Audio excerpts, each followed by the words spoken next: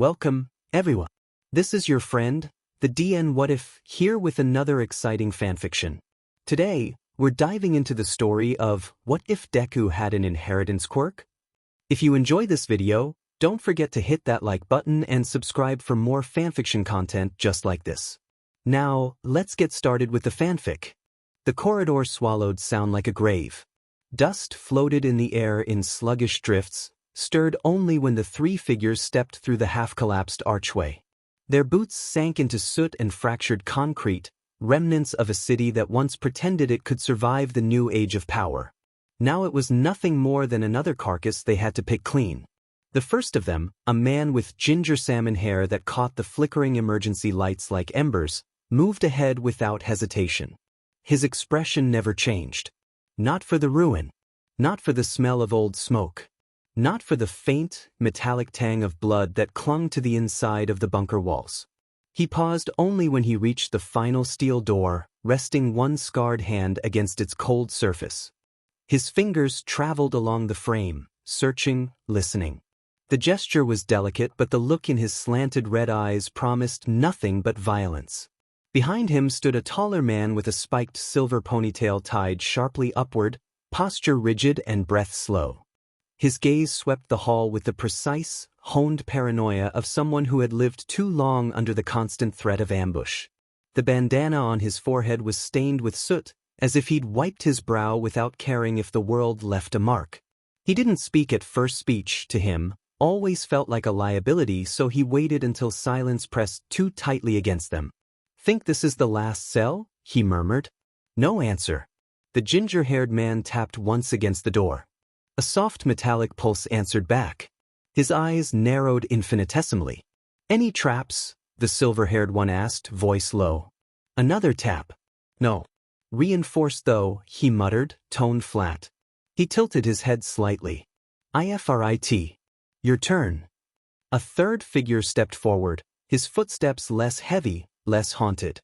He carried himself as though the darkness could not cling to him the way it did the others. Long wild strands of blonde hair swung over his shoulders, catching the light like strands of molten gold. His grin was crooked, shaped by a sharp underbite, but the brightness in his blue eyes was real, rare, even. A stubborn attempt at hope in a world that had punished him for trying. He cracked his knuckles and crouched beside the door. "Thick, but not too thick," he muttered, brushing his thumb along the seam. "Bruce, watch our backs. And you," he shot a glance at the ginger-haired man, "get your weapon ready. If something nasty's waiting on the other side, I'd rather not be the only one punching." A bead of flame ignited at the blonde soldier's fingertip. It danced, then sharpened, stretching into a thin, molten line. He pressed it against the edge of the door, letting it hiss and melt through the metal as though drawing a glowing signature. The bunker trembled with the smell of burning steel. A minute passed. Maybe two. Then the door gave out with a warped metallic shriek, tearing free of its hinges and crashing onto the floor with an echo that thundered through the subterranean halls. The blonde winced. Yeah, someone definitely heard that. But the other two were already moving. The ginger-haired man slipped inside first, weapon raised, eyes sharp. The silver-haired one followed, shoulders squared, braced for an ambush. Neither spoke. Neither needed to, because the moment they stepped into the cell, everything inside them went still. A single figure slumped against the far wall, thin, limp, head bowed so low his hair hid his face. Shackles hung loosely from his wrists, as though whoever put him here lost interest halfway through the cruelty. The air around him felt wrong. Too quiet. Too fragile. The blonde soldier's flame guttered out. "Oh, hell." The young man against the wall looked more like a ghost than a prisoner. His limbs hung loosely, thin enough that the bones seemed to press against the skin. His hair white, unkempt, and falling in limp curtains around his face stuck in uneven clumps to his cheeks. When he finally lifted his head, his bangs shifted just enough to reveal a pair of bright green eyes that didn't look like they belonged to someone still alive. They looked like eyes that had already surrendered. Bruce's gaze hardened. "Is that him, Toshitsugu?" The ginger-haired soldier didn't answer right away. His scarred eyes locked onto the fragile figure as though he were staring at a ghost from a prophecy. Eventually, he exhaled slow, controlled, fatal. Yuichi Shigaraki. Ifrit blinked, then swore under his breath. Shigaraki as in, oh boy. The sickly young man swallowed, throat clicking from dehydration. He took in the sight of the 3 armed soldiers, one deathly cold, one silently judgmental, one radiating uncertainty like a lifeline. His fingers trembled where they lay half-curled against the ground. I take it, he whispered, voice papery thin, you want to kill me? Toshitsugu stepped forward without answering. His gauntlet rose as the chambers within it stirred the faint hum of gearshift building like a heartbeat preparing for impact. Yoichi's lips twitched, not fear, not resistance. Acceptance. He lowered his gaze, letting his bangs fall forward like a shroud. If this was the end, it wasn't new to him. Expected, even. But a burst of heat cut through the tension as Ifrit lunged forward, planting himself squarely between them. Whoa, Sparky, hold on, he sputtered, throwing both arms out like human barricades. You didn't tell me this was part of the plan. I thought we were supposed to help prisoners plural. Not execute them. Bruce didn't flinch. His voice was flat, almost bored. We did rescue prisoners. This is just a slide of luck. Luck? Ifrit barked, incredulous. You're seriously calling murder a bonus objective now? Bruce's eyes narrowed, dark and unwavering. He's the brother of the monster. That alone makes him just as guilty. For what? Ifrit shot back, gesturing wildly at the frail young man behind him. Breathing the same air as the BSRD? Sharing DNA? Being born unlucky? Newsflash. None of us get to pick our families. Yoichi's head lifted slightly. His expression remained calm, eerily so. It's all right, he murmured, voice softer than footsteps on ash. If it could bring comfort to anyone, then at least there was something I could offer. I don't mind. Ifrit's jaw clenched so hard his teeth creaked. Don't do this, Toshi. Don't be like him. Bruce's retort sliced in immediately. You think sparing him makes us better people? Did you forget the villages? The bodies in the streets? The families torn apart because of his brother? That thing doesn't deserve kin. He doesn't deserve pity. He's not a weapon, Ifrit snapped. He's not a demon. He's just look at him. He can barely lift his head. What threat is he? Potential, Bruce growled. That's threat enough. His bloodline alone. Bloodline isn't destiny, Ifrit shot back. Isn't that what we're fighting for? A world where people don't get condemned for the quirks they were born with?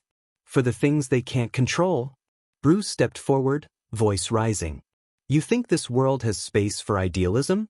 How many more have to die before you understand this is black and white? Him alive means all for one sleeps easier. Him dead means he suffers even a little. That's not justice, Ifrit said, voice shaking with anger. That's spite. And spite won't rebuild anything. Their voices grew louder, clashing like steel striking steel, the arguments growing rawer. Ifrit's flames simmered at his fingertips from emotion alone. Bruce's fist tightened like he was seconds away from forcing the decision himself.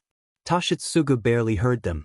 The argument behind him had devolved into the same cyclical, desperate logic he had listened to for years. Bruce clinging to hard doctrine, Ifrit clawing for whatever scraps of humanity the war had not yet burned out of him, but to Toshitsugu, the words might as well have been carried off by the cold drafts moving through the ruined hall. None of it reached him. None of it mattered in the shadow of the sickly young man sitting against the concrete wall like a discarded scrap of existence. His gaze stayed fixed on Yoichi, on the trembling rise and fall of his chest, on the bruises that mapped his ribs, on the barely perceptible twitch of his fingers as though even the act of staying upright was a negotiation with gravity. He was small, fragile in a way Toshitsugu despised, not because of the weakness itself, but because the world had shaped him into this. Because someone else had determined he would never be allowed strength. He should have been an easy death. A simple execution. A calculated strike. A way to cut into all for one, not physically, but symbolically. A reminder that even monsters could lose something precious. That even tyrants could bleed. Toshitsugu knew how to kill. It was the only thing he was truly good at anymore. His body had become a machine built for ending lives, and his morals had eroded until all that remained was the cold pursuit of retribution. He had carved a path through countless bodies to reach this moment. He had told himself it was necessary. That the world could only be saved through decisive violence. That sentiment was a luxury they could no longer afford. But then Yoichi looked at him. Really looked at him. And Toshitsugu saw something in those green eyes that wasn't defiance or anger or resignation. It was a quiet, aching stillness, the kind that forms when a person has lived a life shaped entirely by other people's cruelty. It was a softness that didn't come from innocence, but from the complete absence of anything left to lose. He wanted to kill him. He truly did. Not because Yoichi deserved it, but because hurting all for one was the only thing that made Toshitsugu feel alive anymore. The only thing that kept him moving. The only tether he had to anything resembling purpose. But now, staring at the thin, shivering young man who could barely lift his head, that tether suddenly felt wrong. Weighed down. Rotten. Would this death matter? Would it actually carve a wound deep enough to reach the man he hated? Or would it just become another meaningless casualty buried in the endless graveyard of their era, another nameless body swallowed by the war, another reminder that cruelty had become indistinguishable from survival? Bruce and IFRIT's voices drifted around him like distant thunder. He's not a threat. Our mission is survival. This isn't justice. He's the brother of a devil. Toshitsugu, don't. But Toshitsugu remained still. Yoichi slowly raised his head again. His hair fell back just enough for the dim light to catch the sheen of his eyes wet, but not from fear. More like the natural reflection of someone who had stopped fighting against the world a long time ago. Please, Yoichi whispered. The word trembled, not from terror, but from exhaustion. If this saves someone, then I don't mind. The sentence slid into Toshitsugu like a blade not sharp, but unbearably gentle. A soft wound. The kind that hurt more than anything violent ever could. Because this wasn't the voice of an enemy. This wasn't the voice of a monster's kin. This was the voice of someone who had never been allowed to live at all. Toshitsugu's hand trembled, just barely, but enough for him to feel the betrayal of his own body. His grip on the gauntlet tightened until the metal bit into his palm. His lungs expanded unevenly, breath scraping against his throat as though the air had suddenly become too heavy to inhale. He had always known exactly what the right thing was. Kill the threat. Crush the enemy. End the bloodline. But right now, staring into the eyes of a boy who had nothing, who had endured everything, who offered his own life because he had never been given anything else for the first time in years, Toshitsugu didn't know what the right thing was. Toshitsugu's hand dropped slowly, like the weight of the gauntlet had suddenly doubled, like every ounce of fury and certainty that had once fueled him had dissolved into a quiet, shuddering breath. Lowering his weapon felt strangely foreign, an act his body wasn't trained for, emotion that slipped against every instinct carved into him by war. He stepped forward, each footstep deliberate, heavy, until his shadow stretched across the frail figure on the floor. Yoichi's blinking slowed, stunned by the gesture, unsure if the hand extended to him was real or simply another hallucination brought on by starvation and fear. Toshitsugu's face was unreadable, stormy and scarred, but his hand remained steady. It was the closest thing to gentleness he had offered another human being in years. "IFRIT," he said quietly without turning, "get those chains off him." The blonde's grin burst forth like a flare in the gloom, bright and loud in a place that had forgotten such things existed. "Yes, sir." He immediately spun on his heel, cast a mocking raspberry in Bruce's direction, and then crowed, "I knew it. Toshi actually agrees with me. You owe me a beer. And not the cheap stuff either." Bruce's eyebrow twitched first in irritation, then in anger, then in something dangerously close to disbelief. His jaw tightened as he shot a hard glare toward his commander. "Are you sure about this?" he asked, voice clipped, tight, like he was holding back the urge to argue more forcefully. Toshitsugu didn't answer immediately. His gaze lingered on Yoichi's thin wrists with bones too sharp, skin too pale, hands trembling not from fear but from exhaustion carved deep into his marrow. "We're better than this," he finally murmured, his tone low and carved from gravel. "Would you treat your own brother as nothing more than an object?" There was something cold and wounded behind the question, almost like a memory resurfacing in the darkness. "Besides," he continued, swallowing hard, "maybe he knows something. Maybe he can help us." Bruce scoffed and looked away sharply. "The IFRIT is rubbing off on you." For the first time in what felt like years, Toshitsugu's lips twitched upward in something faintly resembling humor. "Is that a bad thing?" "Yes," Bruce muttered immediately. The tension eased just enough for IFRIT to melt through the last links of Yoichi's restraints. The metal sizzled, warped, and curled open like wet paper until it finally fell away in glowing shards. Yoichi stared at his wrists, free but trembling, uncertain if freedom was even something he had permission to accept. "Are you sure?" he whispered, his voice small and broken at the edges. "He'll be." IFRIT gently clapped a hand against his shoulder before he could finish, warmth radiating through the contact. "Don't worry about him," he said with a bright, fearless ease that cut through the gloom like sunlight. "We'll look after you now. No more chains. That's a promise." Bruce cleared his throat sharply, forcing their focus back to the mission. "Enough. The others should have escorted the rest of the prisoners to the waterways by now. We're behind schedule. We need to move before anything decides to." A sound rolled through the hallway then. A low, resonant chuckle. It slithered across the walls, crawled down their spines, and curdled the air into something thick and suffocating. It was not the laugh of a man amused. It was the laugh of a god who believed every soul in his presence already belonged to him. All three soldiers froze where they stood. Yoichi went still as stone. From the darkness at the end of the corridor, a figure emerged, tall, broad-shouldered, and impossibly composed. His white hair caught the dim flicker of failing lights, and his faded, pale eyes reflected nothing at all, not anger, not warmth, not even malice. Only endless, hollow authority. His steps were unhurried, almost regal, as if the world bent itself politely out of his path. All for one smiled. It was a smile that promised nothing good would survive this encounter. My, he purred, voice smooth enough to smother.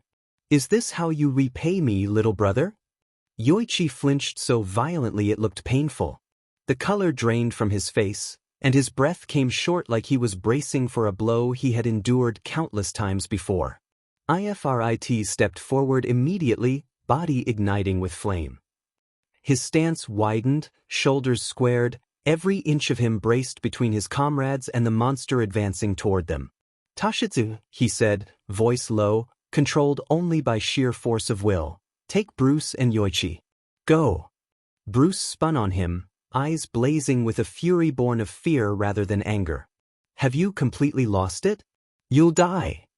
IFAT only grinned, reckless, a flare of life in the presence of something monstrous. "What this be?" he said, jabbing his thumb at the towering figure advancing from the shadows. "Please. He's tried to kill me at least twice. I came back every time."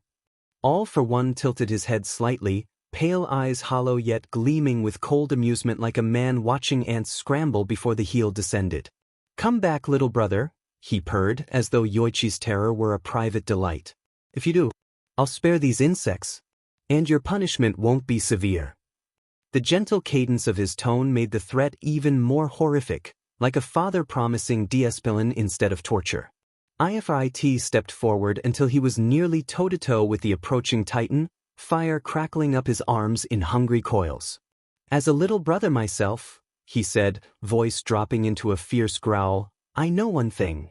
You never trust the older sibling who talks pretty. Especially when he's lying through his teeth." He flashed a bright, fearless grin, mocking and defiant. "Besides, you gotta get through me, ugly."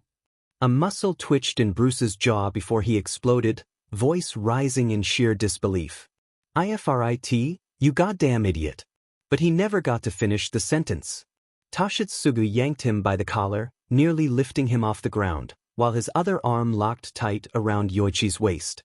With a brutal shove born from desperation rather than strategy, he dragged them both into a sprint down the corridor. Bruce stumbled, slamming a heel into the floor in resistance. "Toshi! We can't leave him, IFRIT will. We don't have a choice." Toshitsugu roared back, voice cracking with the agony of betrayal to his own instincts. "He made it for us." Behind them, All for One silhouette swallowed the hall in darkness. "Ah," the villain hummed softly, "I remember you now." His smile widened, sickeningly fond. "Annoying, but... and so very delusional." IFRIT cracked his knuckles, flames bursting from every joint. "I prefer the term stubborn and brave." All for One's laugh was a low, chilling rumble. "Known as stupidity." IFRIT winked. "Touché." The flames around him surged, engulfing his entire body in a radiant inferno as Toshitsugu, Bruce, and Yoichi finally disappeared around the far corner. His body erupted in flame, his aura expanding outward until the hallway walls glowed orange, shadows trembling like frightened animals. The heat warped the air, distorting the sight of the monster before him. Embers swirled around his fists, coiling along his arms like serpents preparing to strike. All for One stepped forward through the blaze as though walking through morning fog. His coat ignited instantly, but the flames clung to him uselessly, sliding down his skin like water over polished stone. "Immunity to heat, I take it?" IFRIT muttered, popping his jaw. "Great. This'll be fun." All for One smiled with a chilling appreciation. "You've grown stronger. What can I say?" IFRIT shrugged, tightening his stance as his flames surged. "I'm full of surprises." And then he moved. A torrent of blazing force erupted from his palms, compressing the fire into a roaring blast that surged forward like a cannon of molten light. The heat cracked the floor beneath him, tearing through the hallway and forcing the shadows to recoil. All for One didn't dodge. He raised his arm, muscles coiling unnaturally beneath his skin, twisting in ways no human musculature should allow. The air rippled around his limb, spiraling inward like he had bent the atmosphere itself to his will. The moment IFRIT's blazing attack collided with him, the concentrated air tore outward in a thunderous shockwave. The entire hall exploded. Flame and wind collided violently, flinging debris and shrapnel through the air. IFRIT slid backward, boots carving molten lines through the floor, but he kept his footing just long enough to push off the wall and launch himself forward. He spun in midair, his body a cyclone of fire, and delivered a blazing kick aimed straight at the monster's neck. All for One lifted a hand lazily toward the attack, and the moment IFRIT's leg came within reach, the villain's fingers stretched unfolded into dark, flexible appendages, crackling with an eerie internal glow. They shot forward like spears, aiming not to kill but to bind. "EUWW." IFRIT yelled as he twisted midair, barely avoiding the snaring tendrils. "That's disgusting. Ever consider a different career? I hear the Thai industry is quite lucrative." All for One didn't laugh, yet his silence felt like a threat more than mockery. He reached out again, this time producing not tendrils but several more arms, duplicate limbs splitting seamlessly from his shoulder and torso, each one swollen, enlarged, packed with inhuman force. They crashed toward IFRIT like a barrage of piledrivers. IFRIT ducked, spun, slid, and rolled, his movements a chaotic dance of martial skill and raw instinct, each evasion marked with a trail of fire. He leapt upward, planting one foot on a descending limb to redirect himself higher. From midair, he hurled several small bursts of flame, each one spinning like small comets. All for One swatted them aside as though batting away sparks. "You fight like a child," the villain said. "And you talk like my uncle when he's constipated." IFRIT retorted. All for One blinked once. Slowly. Then the floor beneath IFRIT liquefied. Black sludge erupted around his ankles, rushing upward like a living tide. IFRIT snarled in disgust, blasting fire downward, evaporating part of it, but more poured from the cracks in the floor, sticky, corrosive, eager to swallow him whole. "Oh, come on," he yelled. "This is cheating." All for One's arm split open, revealing a grotesque mouth lined with jagged purple teeth. It lunged, snapping forward with disturbing. It bent backward, barely dodging the bite, his back nearly scraping the floor as flames roared to life along his spine. He twisted, drove both feet into the ground, and propelled himself upward with an explosive kick, flames spiraling like a miniature cyclone beneath him. He slammed both fists forward, unleashing a flurry of rapid strikes, each blazing with fire, each one landing with the force of small explosions. They hammered into All for One in a relentless storm, lighting up the hall with bursts of orange and white. All for One staggered back one step. Then he released a burst of force so powerful it shattered the ceiling. The world caved in. Chunks of steel and concrete plummeted around them, the floor buckling and splitting. The blonde was thrown backward as the ground tore open beneath him, and both he and All for One dropped through cascading layers of debris, falling as the bunker collapsed inward. The final impact slammed them into the lowest level with enough force to crack the subterranean foundation, sending a violent tremor rolling outward like an underground thunderclap. Steel beams groaned. Dust erupted into the stale air in suffocating gray clouds that swallowed everything until the world shrank to silhouettes and echoes. He hit the ground hard enough for his spine to jolt, his lungs seizing before a crooked, agonized laugh rattled out of him. "Ow, that kinda hurt," he wheezed, bracing his palms against the cracked floor as flames flickered weakly along his arms. He pushed himself up with a lopsided grin, forcing bravado through the ache. "Hey, at least, I'm making you work for it." All for One stepped through the haze like a figure carved from darkness itself, unbothered, unhurried, as if gravity and destruction parted for him. His pale eyes glowed faintly through the dust, cold and certain, the gaze of a being who had already predicted the outcome before the battle even began. The villain advanced without raising his voice or posture, each step like the toll of a distant bell. The flame user roared and lunged, throwing himself into another volley, flame-lined kicks, explosive elbow drops, spinning strikes infused with everything he had left. The attacks scorched the air, punched dents into the ground, and momentarily illuminated the hall with bursts of crimson light. But All for One met each blow with effortless counters, an arm that suddenly multiplied and swatted aside a blazing kick, another limb swelling grotesquely to block a punch, tendrils snapping out to redirect his momentum, crushing gusts of compressed force that hurled the young man backward again and again. Even so, the soldier staggered to his feet each time, swaying but stubborn, panting but smiling, the fire inside him refusing to dim. Then the air shifted. A faint hum, subtle but wrong, rippled through the chamber. The dust suspended in the room shivered and spiraled upward as he toward the cracks above before the debris sealed itself shut with a thunderous crunch.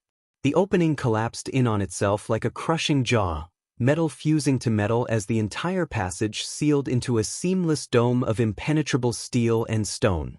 All for One hadn't even raised his hand, only flexed a subtle command over the environment, a silent rearrangement of the world that made the walls obey him. The chamber went airtight. Blue eyes widened as the flames coating his arms flickered, then sputtered, then died in thin trails of smoke. His breath hitched. He tried to ignite again, sparks flashing weakly across his knuckles, but the oxygen was vanishing too quickly. His fire could not live in a vacuum. A cold stillness fell over him. And then All for One was there. His hand clamped around the boy's face with a crushing, unnatural strength that sent pain radiating through his skull. Fingers dug into his cheeks, his temples, the hinge of his jaw possessive, invasive, absolute. Something surged through that touch. Not just force. Not just pressure. Something colder, hungrier, deeper, like the sensation of being hollowed out from the inside. He gasped in a choked, desperate protest as a violent pull tore through his core. The world flickered white behind his eyes. His fire, his life's pulse, the warmth woven into every breath, the very thing that made him ripped free of him in a single, wrenching extraction. He screamed. It was short, strangled, and then cut off entirely as the flames were stolen from his body, devoured by the monster gripping his skull. The chamber shook with the force of the transfer. Heat surged into All for One's hand, through his arm, into his body like a predator drinking the essence of prey. Then silence. The flame user's body sagged. The once blazing aura that had radiated like a bonfire was gone, extinguished, hollow, cold. All for one released him, letting the now quirkless male crumble to the floor like an empty shell. Fresh air rushed back into the chamber as the dome cracked open again, sighing inward in a twisted gesture of mercy.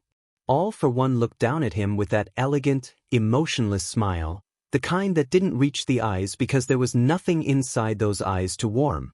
Nothing human lived behind them, only entitlement wrapped in flesh. "Your luck," he murmured softly, voice as smooth as silk drawn across a throat, "has run out." Ifrit coughed, blood flecking his lips, his body twitching with the shock of suddenly having nothing within it, no fire, no strength, no warmth, like someone had scooped out the soul that powered his every heartbeat. His fingers clawed uselessly at the floor, scraping lines into the dirt as he tried to push himself even a fraction upward. He rasped, his voice barely more than a crackling ember. All for one crouched beside him with the polite calm of a man inspecting a broken tool. He tilted his head slightly, as if studying the insect's trembling form brought him mild amusement. "You," he repeated, savoring the sound as though the soldier were a child struggling with his first word. "How charming." Still trying to speak. "I suppose the simple ones cling hardest to life." His hand descended not in a strike, not in a dramatic gesture of violence, but in something slow and terribly intimate. His fingers coiled around Ifrit's arm, almost gentle at first, until the pressure increased. Bone cracked, but sickening. Sharp enough that pain lit up Ifrit's veins like lightning. A choked cry clawed from his throat, swallowed by the dust and the dark. All for one hummed, a pleased little sound, like someone testing the structural integrity of machinery. My, such fragile construction. You heroes break so easily." He shifted his grip, sliding his hand down toward Hero's ribs, pressing not enough to kill, but enough to maim. Enough to inflict a deliberate, calculated agony. One rib snapped, then another, each break punctuated by a subtle tightening of his fingers as if he were tuning an instrument. "You should be grateful," he continued. "I rarely take the time to savor my handiwork. But you were loud. You wasted my time. You annoyed me. That earns so attention." The blonde coughed again, choking on air and pain, his breaths ragged and uneven. His vision blurred, swam, then steadied enough for him to see the monster's face calm, collected, savoring this as though it were a pleasant evening exercise. Something inside him twisted not from fear, but fury. Even stripped of his fire, stripped of his strength, bleeding from his mouth and crushed under that impossible weight, something in him refused to break the way All for One wanted. His voice came out raw and torn, but steady. "You think this is the end? You think killing me stops us?" His fingers scraped along the cracked floor, leaving faint trails of blood. "You can break me, you can burn me, but one thing, you can't kill?" All for One leaned closer, a mockingly tender gesture. "Oh, do tell." Ifrit managed a crooked, defiant smirk, bloody, broken, but unbearably bright. "Hope," he whispered. "You can't burn all of us. One day, someone's gonna make you choke on every last sin you've ever committed, and I want to be there wherever I end up to watch you fall." A silence settled, a low, vibrating stillness before All for One exhaled in amusement, his smile widening like a crack in the earth. "Hope," he repeated almost tenderly. "Such a childish delusion. Allow me to correct it." Flame burst from him, not stolen embers anymore, but a roaring inferno erupting from every inch of his frame. It rose in spirals, in tidal waves, in violent crescents of blazing heat that devoured the air and lit the underground chamber in a hellish glow. The fire curled around his limbs, his torso, his shoulders, until his silhouette burned like a demon carved from living fire. Ifrit's eyes widened not in fear, but awe, almost admiration for the very flame he once commanded. His final breath hitched, then steadied, as though gathering itself for one last stand, even as he lay crushed and broken beneath the weight of the demon. "Farewell, little fire," All for One whispered. and the world exploded into flame. But you wake up with a sharp strangled gasp, lungs burning as if they've been drowning in smoke, heart racing so violently it feels like it's trying to break free from your ribs. Your skin is slick with cold sweat, your hair clinging to your forehead, your nightshirt twisting uncomfortably against your trembling frame. For a moment, you don't know where you are. The shadows on your bedroom walls blur with the fading firelight of the nightmare, and your breath catches in your throat as if you're still falling, still burning, still watching someone die in a place you've never been. You force yourself upright, gripping the edge of your blanket like it's the only thing anchoring you to the world. Your chest tightens. Your heartbeat is rapid, uneven, your hands shaking as though the memory of searing heat still dances along your skin. You close your eyes and press a trembling palm to the center of your sternum. In 2, 3, 4. Your breath shivers on the inhale. Hold. Your lungs protest, tightening even harder. Out. 2, 3, 4. Your exhale comes out in a shaky, uneven tremor. And again.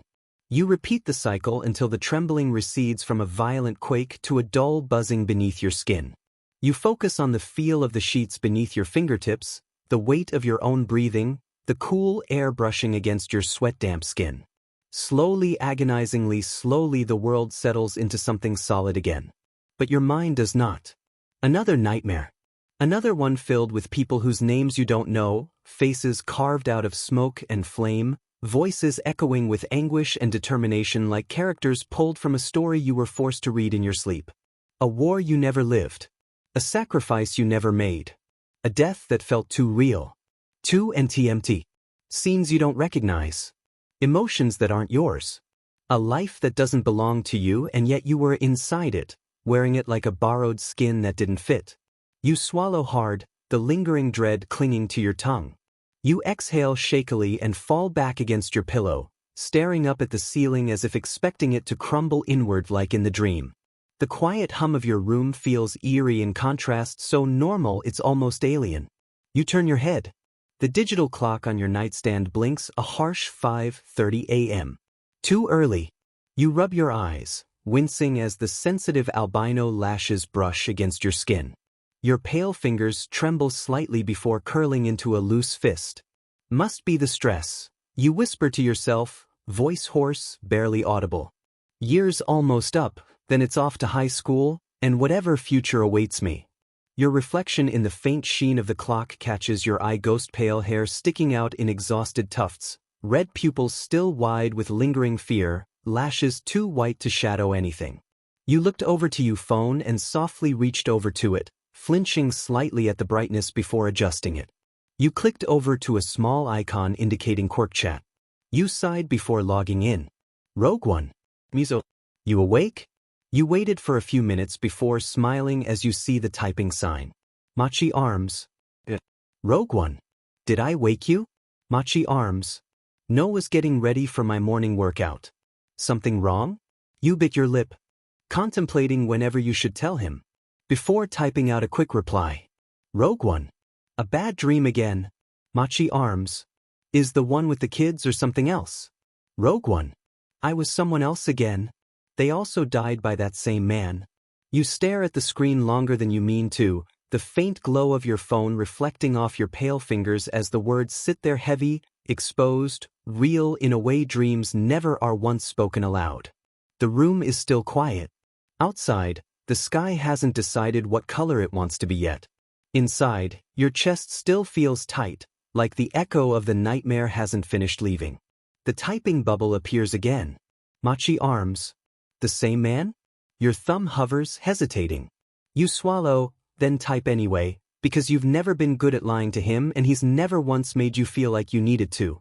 Rogue One. Always him. There were more people that he was going to hurt. The reply comes slower this time. Machi arms. Do you want me to come over? Your heart stutters not from fear this time, but from something softer. Warmer. Mizo has always been like that. No dramatics. No panic. Just presence. Just there, steady as gravity, offering himself without making it feel like a burden. Rogue One. You don't have to. You've got training. Machi arms. I can train later. You can't later, a bad dream. You huff a quiet, breathless laugh before it can turn into something shakier. That's him. Always prioritizing people over schedules, always acting like his time belongs to whoever needs it most. You picture him as he is right now, tall even at 14, broad-shouldered, wrapped in a loose hoodie to hide the extra limbs that have earned him more fear than kindness from strangers. None of that has ever hardened him. If anything, it's made him gentler, more deliberate, like he's constantly aware of how much space he takes up and determined not to hurt anyone with it. You type back. Rogue One. I'm okay. Think. Just needed to hear someone real. The typing bubble appears almost immediately this time. Machi arms. Then stay with me for a bit. I'll stretch. You breathe. Deal? You smile, genuinely this time, and shift onto your side, pulling the blanket up around your shoulders as if that small agreement has already grounded you more than any breathing exercise. Your pulse slows, syncing unconsciously with the rhythm of the conversation. You imagine him sitting on the floor of his room, long arms folded awkwardly as he stretches, extra hands bracing against the wall or the futon movements he's practiced so often they're second nature. He's never complained about it. Never wished for less. Just accepted himself in a way you quietly admire. And knowing him, he was using one of the extra hands to type while exercising. Rogue One. There's a pause, then another message. Machi arms. Dreams don't get to decide who you are. Even if they feel real. Your throat tightens. You blink rapidly, staring at the words until they blur. Rogue One.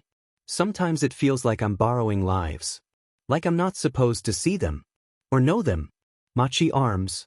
Or maybe you're just good at caring. Even when it hurts. That's such a Mizo answer it almost makes you laugh again.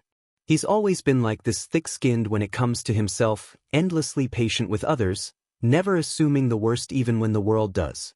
You've seen the looks people give him. You've heard the whispers.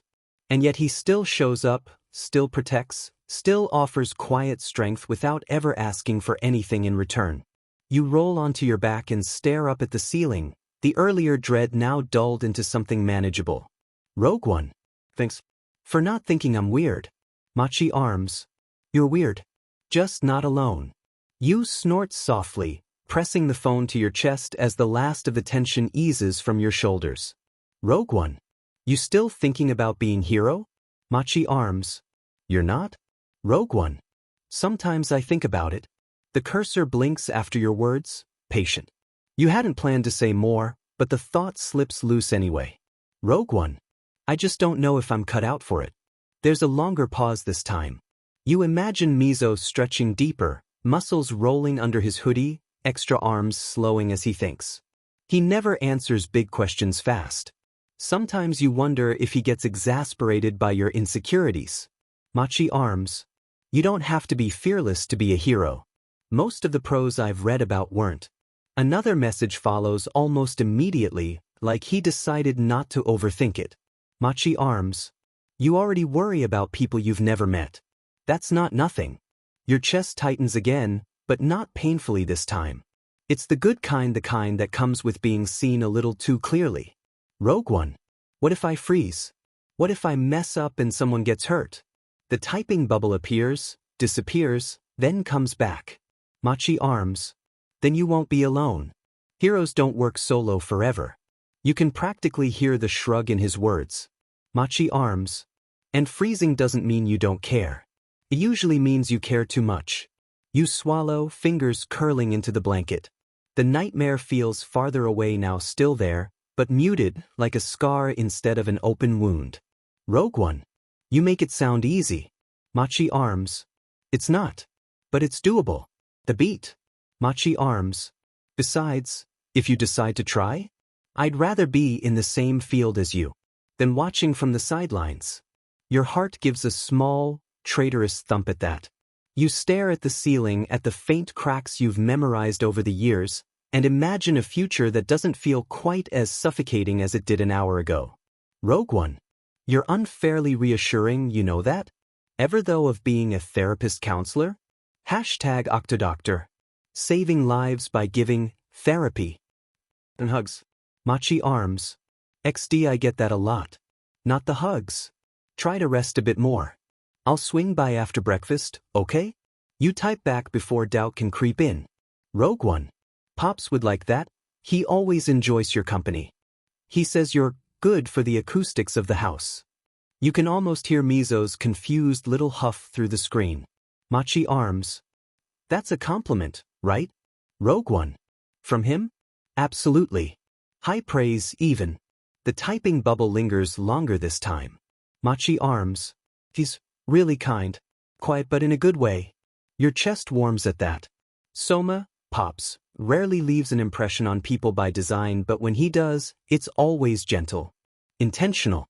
You imagine him in the kitchen now, wings folded neatly as he moves with careful precision, the kettle just beginning to hum.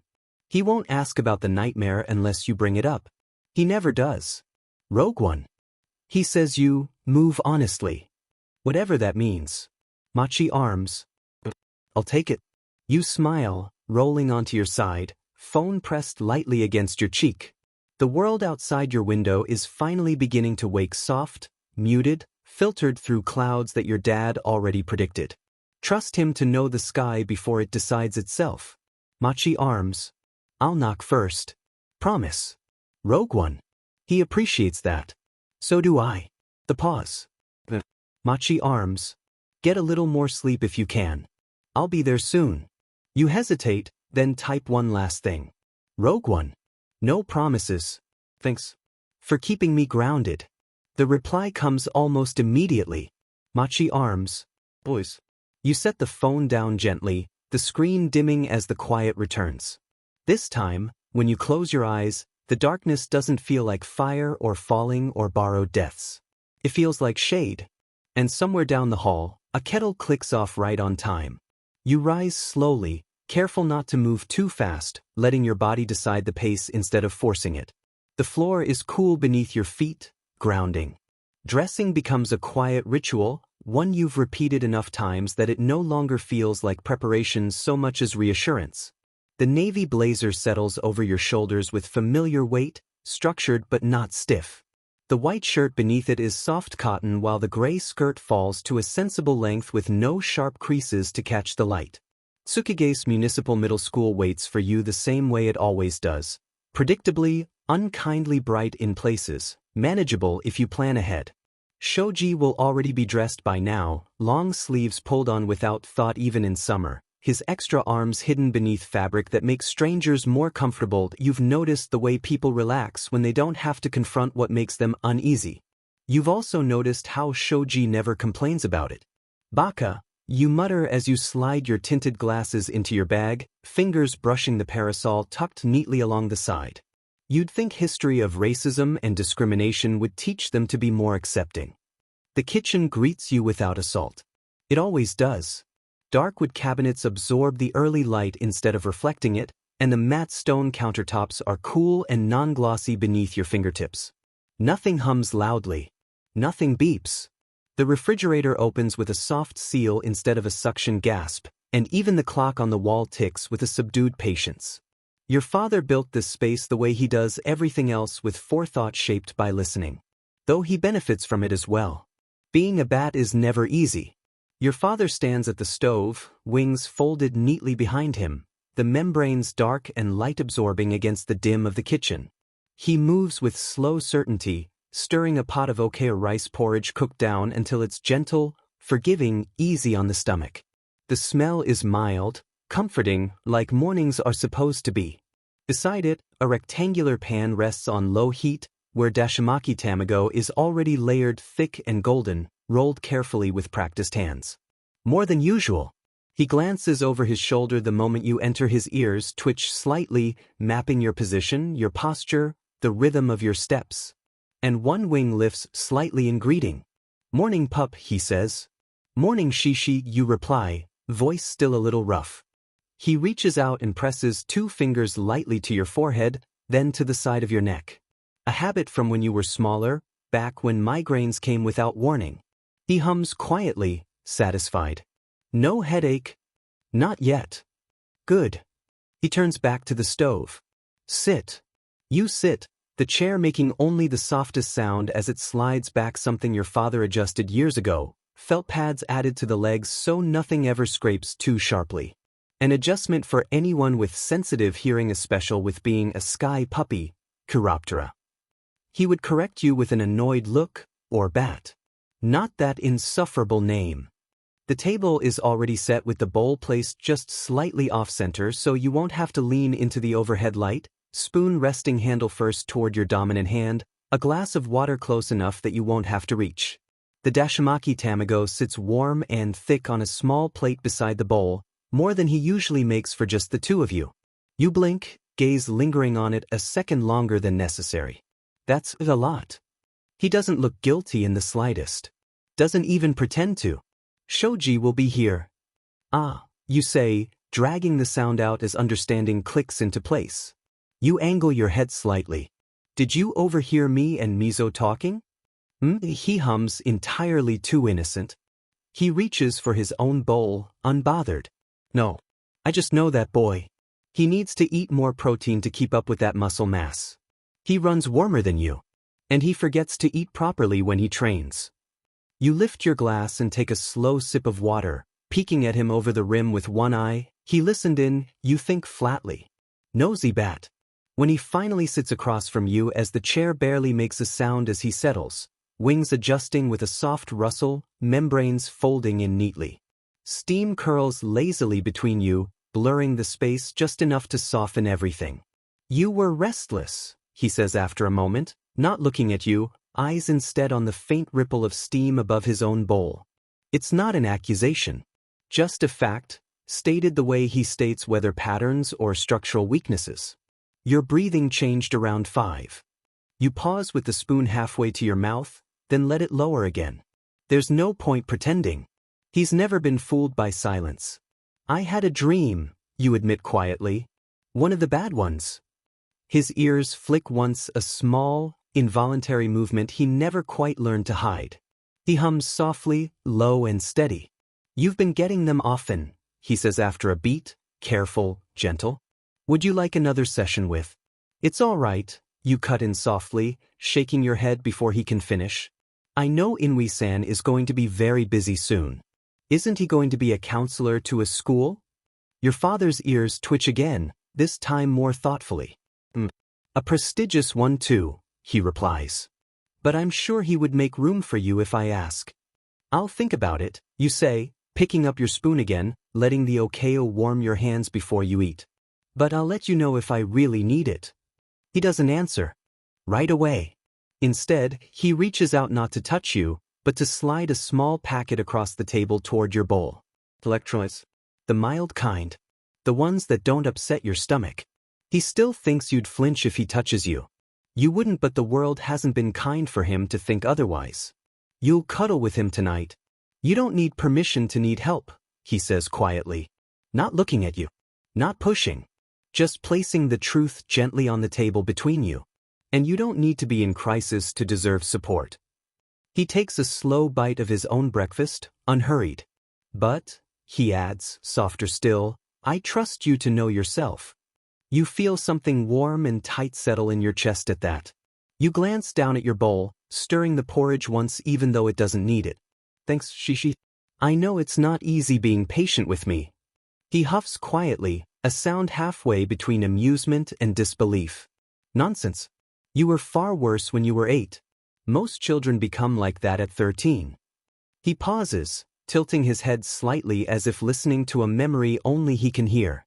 I was unfortunate, perhaps fortunate is the right word, that you became rebellious at such a young age. Heat creeps up your neck. I went through a phase, you mutter, shoulders drawing in a fraction. Kids do that. Yes, he agrees serenely. You were convinced you were a boy, but couldn't understand your lack of the correct biology. Then you decided to learn how to fly by using blankets and jumping off the roof. His mouth twitches. My favorite was when you tried to run away. You groan, dropping your face briefly into your hands. I was dumb. I didn't wear my sunscreen and couldn't even get very far. He makes a quiet sound that might almost be a laugh. You made it halfway down the street, he says. Then you sat behind a vending machine and cried because the pavement was too bright. You push a mouthful of okayu around your bowl, mortified. He continues anyway, merciless and gentle all at once. And then, he says, voice softening, sweet Mizo met you for the first time. He used his quirk to shield you from the sun. Stood there without complaint, arms raised, blocking the light while you glared at the world like it had personally offended you. Your spoon stills. You chew more slowly, staring down at the bowl as warmth shifts from embarrassment to something softer. In your mind, the image resurfaces with his long arms folding around you like a living barrier, extra hands blocking the light with awkward care, his voice gentle and unsure as he asked if you were okay. Most fathers would freak out if a boy had their hands and arms around their daughter, you think, cheeks burning as you eat. Especially one with too many arms. Especially one the world already looked at sideways but your father hadn't yelled. Hadn't panicked. Hadn't rushed in. Mine thanked him and basically adopted him. As if summoned by the thought, there's a knock at the door. Not loud. Not abrupt. 3 gentle taps, evenly spaced, followed by a pause that feels deliberate like he's counting breaths on the other side. He's way too polite, you think, and a stickler for the rules. Tattled on me when I tried to prank our first-grade teacher. Do you hold grudges? He also ate your hero crackers. Unforgivable. Your father's ears angle toward the sound, posture relaxed. That will be him, he says simply. The door opens a moment later, and Mizo Shoji steps inside, ducking instinctively despite having plenty of clearance. He's already in his school uniform, long sleeves in place, scarf looped loosely at his neck. His eyes flick briefly toward the window, gauging the light, before settling on you and your father. Good morning, Kyurabin, Mizo says, voice warm and polite as he bows slightly, more to your father than to you. Your father turns fully toward him, one wing lifting just a fraction in greeting before settling again. Morning to you too, Shoji. Please join us. He gestures toward the table, already reaching for the pan with the dashimaki tamago. I've made plenty for everyone, but if you are pressed for time I could quickly prepare a few bento boxes. Your eyebrow twitches. What's this sudden favoritism? You think flatly. I'm your daughter. You force me to prepare my own bentos. Mizo's shoulders shake with quiet laughter as he catches your expression, eyes crinkling behind his mask of politeness. He doesn't say anything yet just meets your gaze for a brief second, amused and fond, before looking back to your father. He steps fully inside, slipping out of his shoes with careful precision before straightening again, hands lifting in a mild, almost embarrassed wave. Thanks for the offer, Kyurabin-san, he says, still smiling, but I've got time. I was planning to eat at school anyway. That was not a plan, your father says calmly, already turning back toward the stove. That was procrastination disguised as DSPLN. Mizo freezes for half a second then bows again, deeper this time. Why, yes sir. You snort into your water before you can stop yourself. Your father sets another bowl on the table, steam rising gently, and slides a plate of dashimaki tamago toward the empty seat beside you. Mizo hesitates for a fraction of a second before he sits. He does so carefully, limbs folding in with practiced restraint, extra arms settling close to his torso instead of sprawling, as if he's learned over time how to make himself smaller without being asked. The chair barely creaks beneath him. You reach across the table and place a pair of chopsticks near his bowl without comment, the motion casual and familiar. Mizo's fingers pause at his scarf, then he slides it down and removes his mask, setting it neatly beside his bag. His face is revealed in the soft, forgiving light of the kitchen. Elongated, nose absent, mouth extended with large, uneven teeth that catch the steam's glow.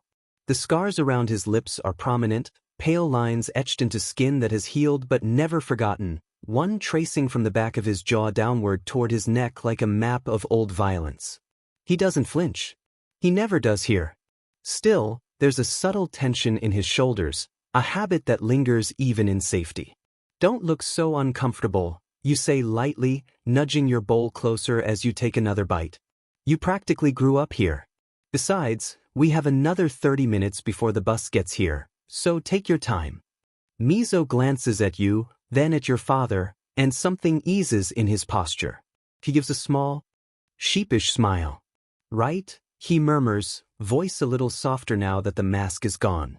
He picks up the chopsticks and begins to eat, movements careful but no longer hesitant. The food disappears faster than he probably realizes. Did you apply your sunscreen yet, pup? Your father asks, tone mild, eyes already shifting toward the hallway where the bottle usually lives. You groan softly, tipping your head back a fraction. Yes, she neck-face. Twice. He considers this, then adds, ears? You sigh, defeated. Ears. Good. He turns his attention back to his own bowl, satisfied. Mizo watches the exchange with quiet amusement, one of his extra shoulders lifting in a barely there chuckle. He's thorough, he says, not teasing, more appreciative than anything. Not that he ever think anything bad about your father. He has to be, you reply, rolling your eyes fondly as you eat. If he wasn't, I'd probably forget and combust by second PRD. Your father hums in agreement, as if this is a perfectly reasonable assessment. The kitchen settles again into its gentle rhythm, steam drifting upward, bowls warming hands, the muted sounds of eating filling the space without demanding attention. Mizo relaxes further with every bite, the tension draining out of him in increments, until he's just another presence at the table. No masks, no apologies, no need to be smaller than he is. Soma sets his spoon down with care, the faint clink barely audible against the matte surface of the table. Today is a big day, he says, tone thoughtful rather than grand. Career day, if I'm correct. Are you excited? Mizo's eyes brighten a little at that, one of his shoulders lifting as he considers it. It sounds exciting, he says honestly. Getting to hear from different professions. How people chose what they do. You snort, leaning back slightly in your chair, chopsticks balanced loosely between your fingers. 800 yen says it's just going to be heroes. Mizo blinks, then chuckles. I doubt it's just that. I promise you that's all it's going to be, you insist, warming to the argument immediately. Everyone wants to be heroes. At this rate there's going to be a shortage of villains. The economy is going to crash. You gesture dramatically with your chopsticks for emphasis, nearly sloshing your porridge in the process. Think about it, no villains, no crime, no need for half the hero industry. Merchandising tanks. Sponsorships dry up. Entire agencies collapse. Tragic. Mizo laughs more openly now, the sound low and genuine, extra shoulders shaking with it. That's not how that works. It absolutely is, you say solemnly. Hero oversaturation. Supply and demand. I've thought this through. Your father hums, amused, folding his wings a little tighter as he listens. Dramatic as ever, he observes. Though, he adds mildly, you are not entirely wrong about saturation. Society does tend to romanticize a single path. You point at him triumphantly. See? Chi-Chi agrees with me. He inclines his head slightly. I agree that variety matters. Not that the economy will collapse by lunchtime. Mizo grins, glancing between the two of you. Still, he says, thoughtful now, even if most of them are heroes, it might help to hear why. What makes people choose it? You pause, the dramatics ebbing just a bit as you consider that. Maybe, you concede at last, taking another bite. But I'm not lowering the bet. You sigh dramatically, leaning into your bowl like it's the only stable surface in a collapsing world. Besides, I'm just going to hear the same excuses when I ask if I can follow any career path. No construction or demolition work, because it happens during the day. Mizo doesn't even blink. You weren't interested in that. That's not the point, you insist, stabbing your dashimaki with unnecessary intensity. Then it'll be no agricultural field work, because of the light and heat exposure. Your father hums without looking up. The only thing you could grow are mushrooms. The last plant you tried to raise died of overwatering. Your eyebrow twitches. That was scientific experimentation. That was drowning, your father says calmly. It was a cactus, Mizo adds, deadpan. You ignore both of them with dignity. And then they'll say, no maritime or dock work. Mizo pauses mid-bite, then sighs. You would keep asking if everything would taste better in soy, or cooked over a low flame. And you would definitely try to steal one to cook. Your father nods solemnly. That is why we do not keep goldfish anymore. You slam your chopsticks down, not hard, just with annoyance. I was 6. And clearly not in a good headspace. You cross your arms. The point I'm making is they'll just say, be a librarian, an archivist, a research assistant, something quiet. You air quote dramatically, almost knocking over your water in the process. In their eyes. Your father finally looks up, wings shifting slightly as he turns toward you. His voice is steady, certain. Then don't listen, he says simply. Be what you want to be. Prove them wrong. His gaze softens just a fraction. You do enjoy going against the norm anyway. Mizo snorts softly. Your father continues, all I want is for you to be prepared for whatever you choose. Besides, his ears twitch with faint amusement. I already have an idea what you want to be. Mizo brightens immediately. A hero, right? Your cheeks puff out in betrayal of your entire emotional defense system, heat rising up your neck faster than you can stop it. You glare at both of them, which only makes Mizo smile wider and your father look unbearably fond. It's just a guess, Mizo says, trying and failing to hide how hopeful he sounds. Your father tilts his head, hearing the quick uptick in your breathing. Pup, he says gently, there is no shame in wanting something brave. You bury your burning face in your hands, muttering into your palms, I hate you both. Shoji's laugh is quiet, but it slips out before he can stop it. His extra shoulders shake once, and he gives you an apologetic look that doesn't look very sorry at all. Your father doesn't bother hiding his amusement. The corner of his mouth lifts slightly as he folds his wings back into place. He has that expression he gets when he already knows the answer to a question you haven't asked yet. You don't hate us, Soma says, voice calm. Your ears turn red when you lie. You drop your face onto your arms with a groan. The table is cool against your forehead. Why are both of you like this? Shoji hums thoughtfully. Maybe we're rubbing off on each other. That's a horrible thought, you say without lifting your head. Your father rests a hand above your back, letting it hover there long enough for you to lean toward it if you want. When you do, he sets it gently between your shoulder blades. The warmth is steady and grounding, and even though it's barely any pressure, it's enough to settle the tightness in your chest. Breathe, pup, he murmurs. No pressure. No rush. You follow the rhythm without thinking. Slow inhale, short hold, longer exhale. Shoji doesn't say anything, just watches in that attentive way of his, like he's making sure you're all right even though he knows Soma already has it covered. When your breathing evens out, he sets his chopsticks down neatly beside his bowl. For what it's worth, Shoji says, and his voice is softer now that his mask is off, I think you'd make an amazing hero. You stop moving. Your father's hand doesn't change position, but you feel his attention shift, ears angling toward Shoji, wings tightening a little. You sit up slowly, heat already rising in your cheeks. You really think that? Shoji doesn't hesitate. I do. He says it simply, without dramatics or expectation, and it lodges somewhere under your ribs before you can build a wall around it. Your throat goes tight, but not in a bad way. Your father withdraws his hand and folds it back into his sleeve. See, he says quietly. Nothing shameful about wanting something difficult. Your phone buzzes, vibrating against the table. The time flashes across the screen, 06. Shoji glances at it. We should probably get going, he says. The bus won't wait long. Yeah, you say, pushing your chair back. Let me grab my parasol. You stand, feeling steadier than you did an hour ago. Shoji rises too, and he offers you a hand automatically. It's not a big gesture, just a small habit he picked up somewhere over the years. You roll your eyes at yourself while taking it anyway, letting him pull you upright. Soma watches without comment, though you can see the subtle approval in the way his ears angle forward. While Shoji steps into the entryway to put his shoes back on, you adjust your glasses, check the sunscreen streaks on your neck, and tuck your parasol under your arm.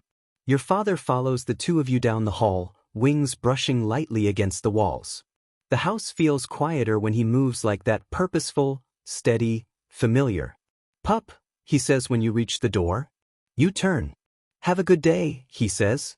And remember, dreams don't decide who you are. The words settle somewhere inside you, softer than the nightmares but stronger than the fear they left behind. Thanks, Shishi, you say. I'll try. Shoji opens the door. Morning light spills in, not harsh, but bright enough that he raises one of his extra arms to block the glare without thinking. He angles his body so it shades you too, the motion practiced and natural. Your father notices the small gesture. His expression softens into a real smile, brief, quiet, and meant for no one except the two of you. Move honestly, Soma says under his breath. Shoji goes a little red at the tips of his ears. You pretend not to see it. Outside, the air is cool and the clouds keep the sun from being unbearable. Shoji falls into step beside you, matching your pace the way he always does. The street ahead is familiar, and for once the day doesn't feel like something waiting to overwhelm you. It feels manageable. It feels normal. It feels like you're walking towards something, not away from it. And for the first time in a long while, that feels good. Location: School Auditorium, Tsukigase Municipal Middle School. Date: Friday, June 7, 2171. The auditorium feels wrong the moment you step into it. Not hostile, just too much. Too bright. Too open. Too loud in the way that isn't sound so much as pressure, a constant vibration that presses against your skin and settles behind your eyes. The overhead lights blaze down in long, unbroken rows, unforgiving and white, reflecting sharply off the polished floor and the glossy banners draped along the walls. Future Path stretches across one in bold, optimistic lettering. Be Your Best Self beams from another, the font rounded and cheerful, like the words themselves are smiling at you. You blink, once, then again, the tinted lenses of your glasses dimming the glare just enough to make it tolerable. Not comfortable but manageable as you move with the rest of your class toward the folding chairs arranged in precise, suffocating rows. The room is already buzzing. Literally buzzing, voices overlapping, laughter ricocheting off the high ceiling, chairs scraping, shoes scuffing, someone clapping far too loudly as they greet a friend. Every sound stacks on top of the next without space to breathe in between. Your shoulders tense before you can stop them.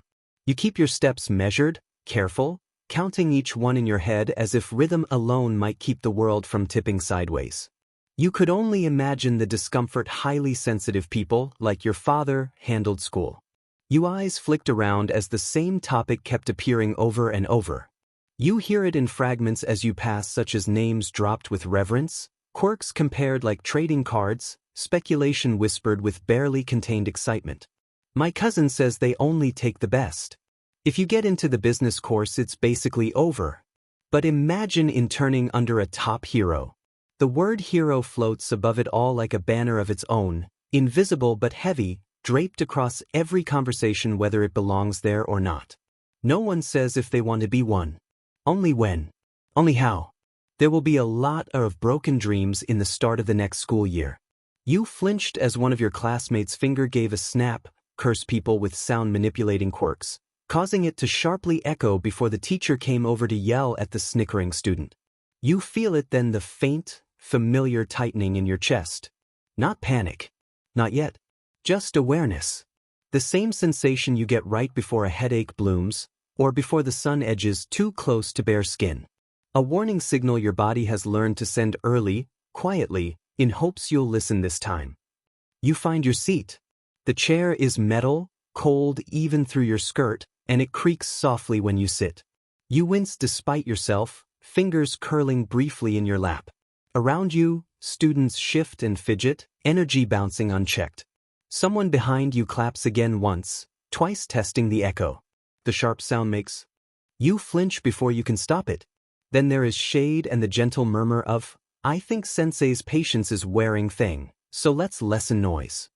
Your mouth twitches. You heard a grumble from the student behind you as Shoji adjusts his position just enough that one broad shoulder and the angle of his body break the harsh line of light spilling down from above. One of his extra arms lifts slightly, not enough to draw attention, just enough to block the worst of the glare that had been slicing across your peripheral vision. He doesn't look at you to check if you noticed. You do anyway and muttered a quick, thanks, as you closed your eyes. The tension in your shoulders eases by a fraction. Not gone. Just lighter. You exhale slowly, carefully, matching the rhythm you've practiced 1,000 times in moments like this. In through the nose. Out through the mouth. Count the seconds. The lights dim slightly near the stage, though the ones overhead remain cruelly bright. A teacher steps up to the podium, microphone crackling faintly before settling into a steady hum that vibrates through the room. The chatter quiets not immediately, but eventually, waves of sound receding until only scattered whispers remain. "Good morning, everyone," the teacher says brightly, voice amplified and far too cheerful for the hour. "Today is an important day, known that will inspire and influence your choices. Career Day is meant to help you start thinking seriously about your future paths." They continue, smiling as though the idea is exciting rather than terrifying.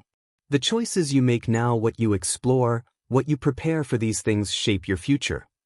I can imagine," you thought as your eyes looked to the girls next you as they practically shook with excitement. After all, going to a different high school will literally separate you from old classmates and friends. It's literally a new start in a chapter of growing. Your lips tightened as a heavy feeling formed in your chest. "These next few years will pass more quickly than you expect," the teacher goes on, tone warm but insistent. "And the habits you build, the goals you set, those will determine where you end up." Determine. Around you, heads nod. A few students sit up straighter, eyes bright, as if the words have lit something inside them. You catch snippets of whispered enthusiasm, plans already forming, futures already claimed. Your gaze drifts, unanchored, sliding across the stage, the banners, the rows of faces all pointed forward with varying degrees of eagerness. Shoji didn't show any emotion, but you known him long enough to see that he was listening intently. Then the teacher adds, almost offhandedly, like it's a given rather than a dream. "And of course, we'll be discussing preparatory paths for institutions like Dash." You looked down at the pamphlet at your hand as she listed down the potential school. UA High School, Japan's premier hero school, famous for producing top heroes like All Might, with rigorous hero courses, support courses, and general education, plus unique dorms and its famous sports festival. Most famous heroes: All Might, Flame Hero, Endeavor, Fiber Hero, Best Jeanist, Ninja Hero, Edshot. Shiketsu High School, a major rival to UA, based in Western Japan, known for its excellent reputation and competing fiercely in hero exams. Most famous heroes: Dragoon Hero, Ryukyu, Aqua Hero, Gang Orca, Lion Hero, Shishido. Ketsubutsu Academy High School, another strong competitor, often teaming up with other schools to challenge UA during exams, known for its spirited rivalry. Most famous heroes: Arbor Hero, Kamui Woods, current rising star. CI Academy, an all-female hero school that appeared in the provisional license exam, led by Psycho Intelli. Most famous heroes: Snake Hero, Iwabami, Explorer Hero, Saguri-chan. Seijin High School, a school whose students, like the ninja-themed group, participated in the provisional license exam. Most famous heroes: Equipped Hero, Yoroi Masha. Isamu Academy High School, a hero school located near UA that also participates in major events like the sports festival. Most famous heroes: Laundry Hero, Bush, Shield Hero, Crust. Though the only name she mentioned that gained massive attraction was UA High. A wave of excited murmurs sweeps through the auditorium, followed by clapping, loud, eager, automatic. For a moment, it feels as though the entire room has collectively leaned in the same direction, gravitating toward the names as if it were an inevitable conclusion rather than one option among many. You don't clap right away. Your hands rest in your lap, fingers folded together, nails pressing lightly into your skin. There's nothing bitter in the feeling that rises in you, just a familiar, hollow uncertainty. You know what these hero schools represents. Everyone does. Strength, prestige, survival in a world that rewards visibility and decisiveness. Your stomach twists. Shoji notices. You don't see him look at you, not directly, but one of his extra hands shifts, resting now firmly against the back of your chair, creating a small, solid barrier between you and the press of the crowd. You gave him an appreciative look as the applause fades. The teacher moves on, voice bright and confident, continuing to speak about opportunity and ambition and potential. Words pile up, well-meaning and heavy, filling the auditorium until they feel like they're settling on your shoulders one by one. Though only two questions kept coming back to you. Is this what I really want to do? What if I don't belong in the future everyone else is already celebrating? The lights dim without warning. A hush ripples through the auditorium, not complete silence, but something close to it, like the collective intake of breath before a performance begins. Conversations trail off mid-sentence. Chairs stop creaking. Even the restless energy that had been bouncing through the room a moment ago tightens into anticipation. Then the spotlight snaps on. It's sharp and white, cutting through the dim like a blade, centered on the stage as a tall figure steps forward. The reaction is immediate. Applause bursts out across the room, loud and enthusiastic, swelling so fast it feels rehearsed. Someone whistles. Someone else calls out the hero's name before he even reaches the podium. Whoa, no way, it's really him. My cousin follows him online, he's ranked in the top 30. I heard he stopped a train derailment by himself. The pro hero pauses at center stage, letting the applause roll over him like a wave he's learned how to ride. Exactly like the kind of person people expect to save them. His hero costume gleams under the spotlight, polished plates of white and steel blue armor layered over a black undersuit that hums faintly with embedded tech. The design is sleek, angular, almost ceremonial, less fabric than plating, like something halfway between a knight's armor and a sci-fi exosuit. Thin lines of light pulse along the seams, glowing softly with each measured step he takes. A long, reinforced mantle hangs from his shoulders, split down the middle so it never tangles around his legs, the inside stamped with his agency's emblem. His helmet is tucked under one arm.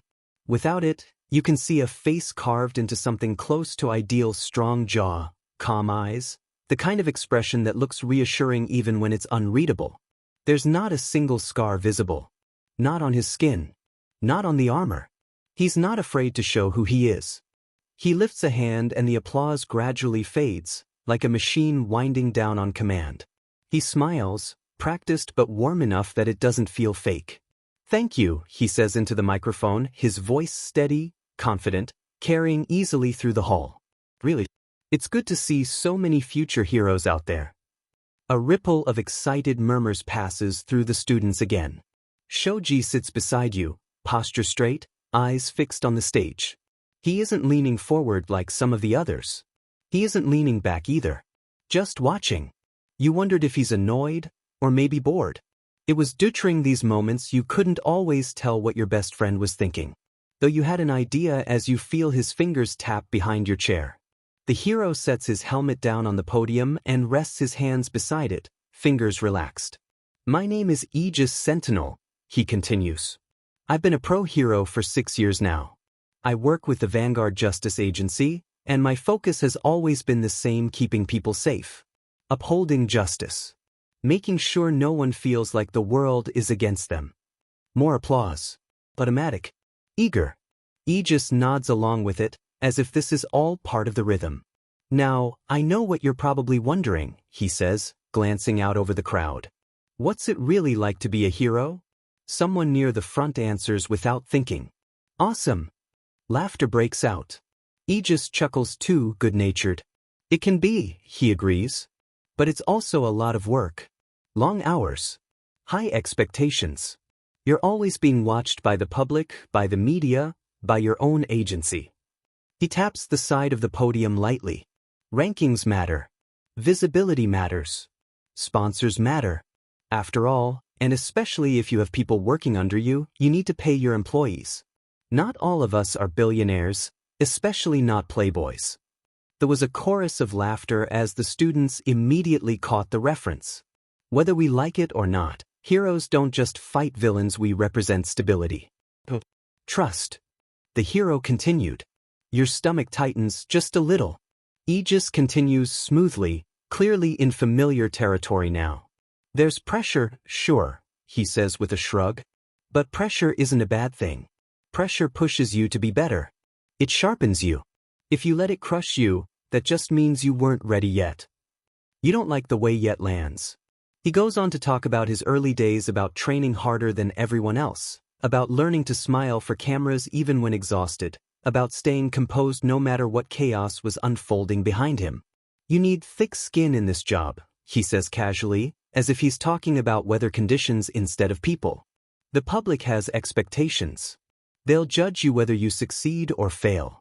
You can't take it personally because there is always someone that will pull you down, and especially then is when you need to stand and show what you're made of.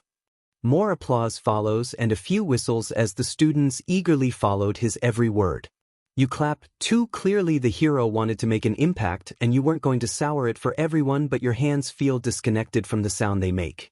Your gaze drifts to the polished armor again, to the way the light slides cleanly off its surface. No cracks. No dents. He must have it fixed often, or he's that good that he doesn't need to do it that often. Aegis's tone shifts slightly, then growing firmer. And that's why, he says, vigilantism is such a dangerous problem. The room stills. Your head tilted at the abrupt change of subject. People mean well, he continues. They think taking justice into their own hands makes them heroes. But it doesn't. It makes things worse. Vigilantes operate without oversight, without training, without accountability. They put themselves and others at risk. A few students nod along. Someone whispers, he's right. Justice isn't about impulse, Aegis says, and this time his voice drops just enough that the microphone doesn't need to work as hard. The room leans toward him anyway. It's about structure, order, trusting the system that exists to protect everyone. He rests one gauntlet hand on the podium, metal clicking softly against its surface. The sound is deliberate, grounding, like a PRD at the end of a sentence. If you want to help people, he continues, you do it the right way. You train.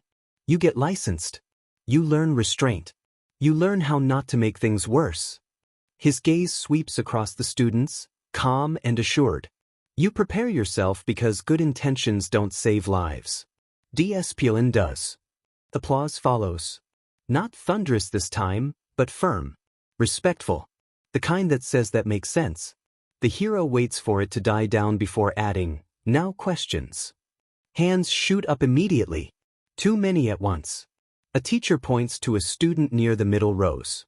A boy stands, nervous but excited, gripping the back of his chair. Sir.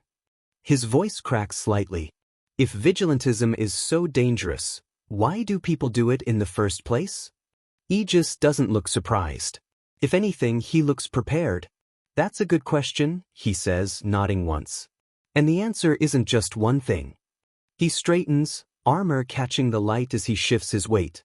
Some people turn to vigilantism because they were rejected by hero schools, by agencies, by the system itself.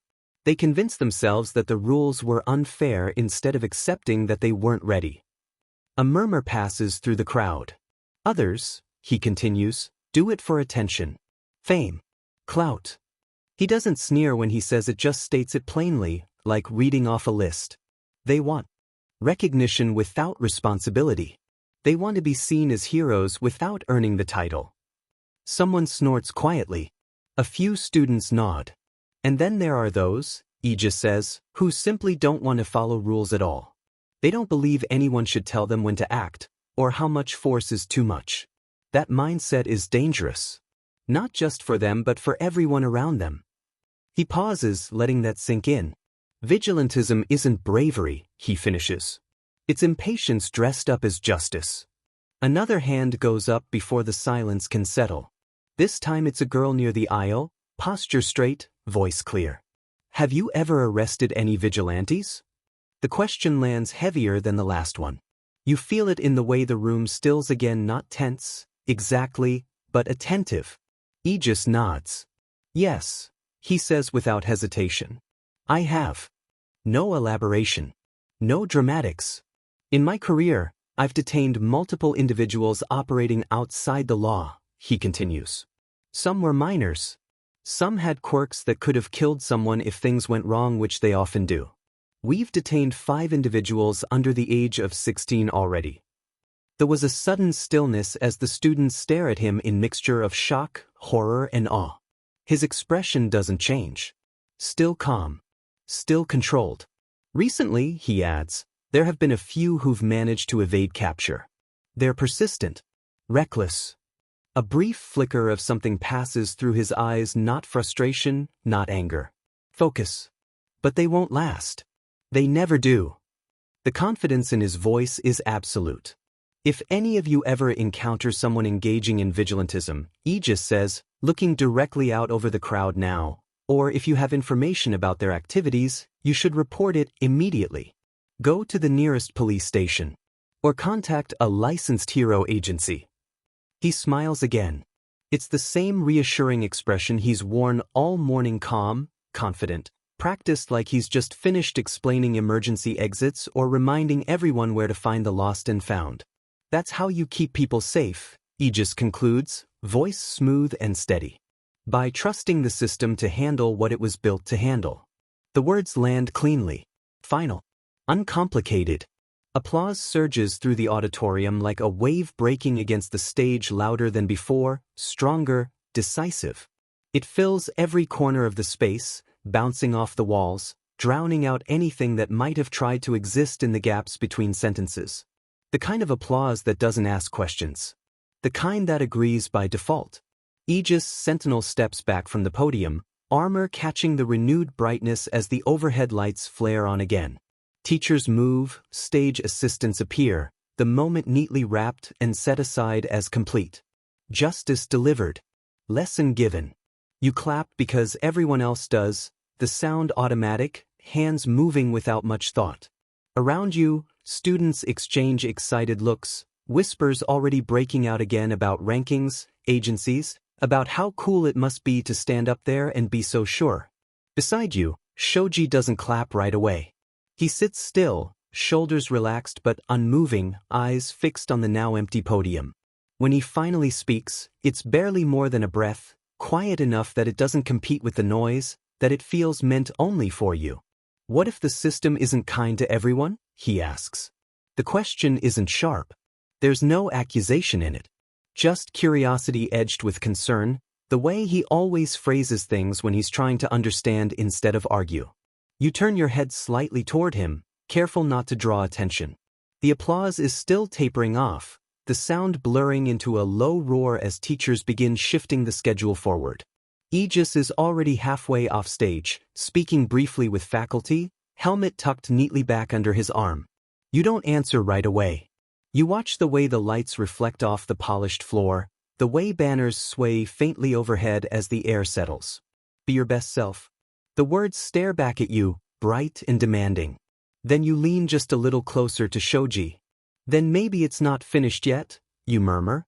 Systems are built by people. And people don't always get it right the first time. He glances at you then, surprised you keep going, quieter still. Maybe trusting it doesn't mean pretending it works perfectly. Maybe it means changing the parts that don't. Your fingers curl lightly against your knee, grounding yourself. Maybe you can be the first to do that. You always seem to know what someone needs. Shoji's brow furrows slightly, not in doubt, but in thought. He doesn't smile. He doesn't dismiss it either. At the front of the auditorium, a teacher claps their hands for attention. All right, everyone, let's settle down. You'll find career interest forms on the tables by the exits and in your homerooms. Please take one before lunch and start thinking about which tracks you'd like to explore. Chairs shift. Bags rustle. The room starts moving again. Your voice stays low, threaded only through the small space between the two of you. They make it sound like picking a box, you say softly. Like the moment you hesitate, you're already behind. Shoji exhales, slow and thoughtful. I don't think it works like that, he replies.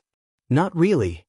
You glance at the forms being passed down the rows, clean sheets, neat categories, bold headings that expect certainty. Hero course. Support. General studies. Future pathways printed in orderly lines. I hope not, you say. Because if it does, a lot of people are going to fall through the cracks. Shoji's shoulders shift as he finally reaches out, taking a form when it's offered, folding it carefully instead of filling it in right away. He looks at it for a moment, then back at you. You don't have to decide today, he says, not as reassurance, but as fact. You nod, as you grabbed a form. Neither do you, you add. After a beat, you allow yourself a small, crooked smile. But if anyone's going to make the system kinder, I think it'd be someone who already notices who it forgets. Shoji looks away. The tips of his ears warm beneath the collar of his uniform, a faint flush creeping in that he's never been very good at hiding. He doesn't argue with what you said. He doesn't agree out loud either. He just accepts it quietly the way he accepts most things. That silence makes you laugh. It slips out before you can stop it, soft and breathless, more fond than amused. Shoji freezes for half a second, then the color deepens. Across his ears and the edge of his neck, spreading like heat he can't quite control. He lowers his gaze to the career form in his hands, fingers tightening just a little around the paper as if it might float away if he doesn't keep hold of it. You're not wrong, he mutters at last, voice low, embarrassed but not defensive. Your smile lingers, warm and easy. Come on, you say, tilting your head toward the exit as students begin filing out of the auditorium. Let's go to the roof. We can eat there. Shoji hesitates, just briefly, eyes flicking toward the bright doors and then back to you. Will you be all right? He asks, already half positioning himself to block the worst of the light if needed. There'll be shade, you reassure him, lifting your parasol slightly from where it rests against your side. So don't worry. You leave the auditorium together, slipping into the flow of students without being swallowed by it. The hallway outside feels narrower after the wide, echoing space inside quieter too, the noise dampened into something more manageable. Lockers line the walls in familiar rows, metal doors painted dull shades of blue and gray, scuffed and dented from years of use. You stop at yours first, spinning the combination by muscle memory alone. The door swings open with a soft clack, and you reach in to retrieve your bento box, wrapped carefully in cloth to keep it insulated. You've learned the hard way that cafeteria food, as convenient as it is, doesn't always agree with you. Too greasy, too rushed, too many unknowns. Bringing your own meal is easier. Safer. Shoji grabs his bento from his locker as well, expression faintly relieved. Standing in long lunch lines has never been his favorite thing, not because of impatience, but because of the way people stare when they think he isn't looking. Eating somewhere quiet suits him better. The stairwell to the roof is tucked away at the end of the corridor, rarely crowded. As you climb, your footsteps echo softly against concrete and the air grows cooler with each step, carrying the faint promise of open space above. Halfway up, you pass a group of students clustered near the landing. You recognize them immediately as first years, uniforms still crisp, energy restless and unchecked. They're gathered around glowing phone screens, shoulders pressed together, voices overlapping in excited bursts. Did you see that clip again? No way, slow it down right there. He totally jumped the building in one go. You slow without meaning to, attention snagged by the words. They aren't talking about class, or lunch, or homework. They're talking about heroes. And that vigilante, what's his name, Binge Hercules? One of them says, eyes glued to their phone. Yeah, that one. Another chimes in eagerly. He's insane. You glance at the screen as you pass, catching a flash of blue and yellow frozen mid-motion. Even paused, the figure looks imposing, tall, broad, built like something engineered rather than born. Armor plates cover most of his body, shaped like an insect's exoskeleton, thick shoulder pads and heavy thigh guards giving him a powerful, almost unstoppable silhouette. A single horn juts forward from his helmet, unmistakably beetle-like, and faint sparks crackle along the edges of his form even in stillness. He looks like a cyborg beetle, someone laughs. But did you see how fast he moved? He controls electricity like, actually rides it. Yeah, he fights like a wrestler, another adds. Big hits, close combat, but he's crazy agile for his size. The phone video resumes, showing the figure Hercules surging forward in a blur of electric light, sparks snapping and arcing around him as he barrels through opponents with brute force and speed. The students watching are half awed, half giddy, the danger filtered through the safety of a screen. Yeah, but wait, Lupin's better, another insists, already swiping to the next clip. This one's from last month. The video changes. This time, the figure on screen is leaner, darker, more deliberate. Lupin stands atop a rooftop ledge, framed against a night sky washed in neon and rain. His helmet is gray, the eye holes slashed with white lines, a black nose marking the front like a wolf's snout. A light purple scarf with darker stripes flutters behind him, snapping sharply in the wind. His armor is segmented and clean gray chest and abdominal plates marked by 4 purple rectangles, pauldrons bearing a stylized human eye symbol split by a single diagonal slash. Shoji slows beside you, his gaze lingering on the group for a moment longer than yours. He doesn't comment, just watches, absorbing the way the younger students talk eagerly as they watch the clip jumps as Lupin moves. He drops from the ledge in a controlled fall, landing silently behind a group of armed men. In one smooth motion, his hand reaches back to the square sheath at his side and light blooms into form. 2 kendo swords of pure energy slide free, humming softly as they solidify. He moves fast, but not recklessly, every strike precise, every step measured. He disarms rather than destroys, blades flashing purple-white as they knock weapons from hands, pinning opponents to the ground with minimal force. No way, someone breathes. He didn't even hurt them. He never does, another says, awe threaded through their voice. He just stops them. You feel something twist in your chest as Lupin turns toward the camera, scarf settling against his armor, swords dissolving back into light as police sirens wail in the distance. For a brief second, the camera catches the eye symbol on his shoulder, the slash through it stark and intentional. Then the clip ends. The students erupt into chatter again, arguing over which vigilante is cooler, which one's more heroic, completely unaware of the weight those words carry. You glance at Shoji. As he stared at the blank phone screen now, expression thoughtful, unreadable, like he's turning something over slowly in his mind. Come on, you say quietly, nudging him with your elbow. Roof.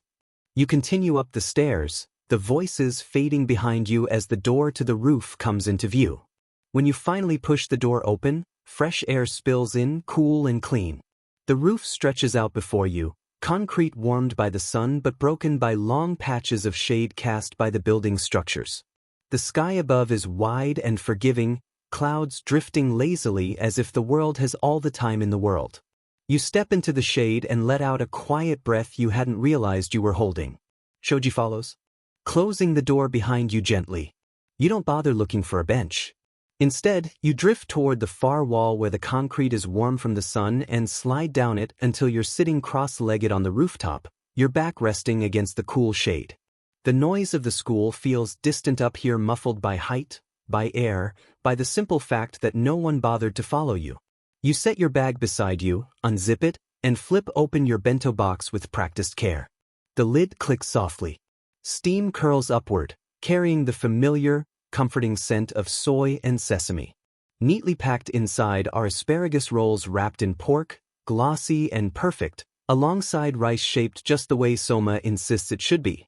You glance sideways at Shoji, who's settling down beside you with equal care, limbs folding in neatly like he's learned to make himself take up less space even when no one's asking him to.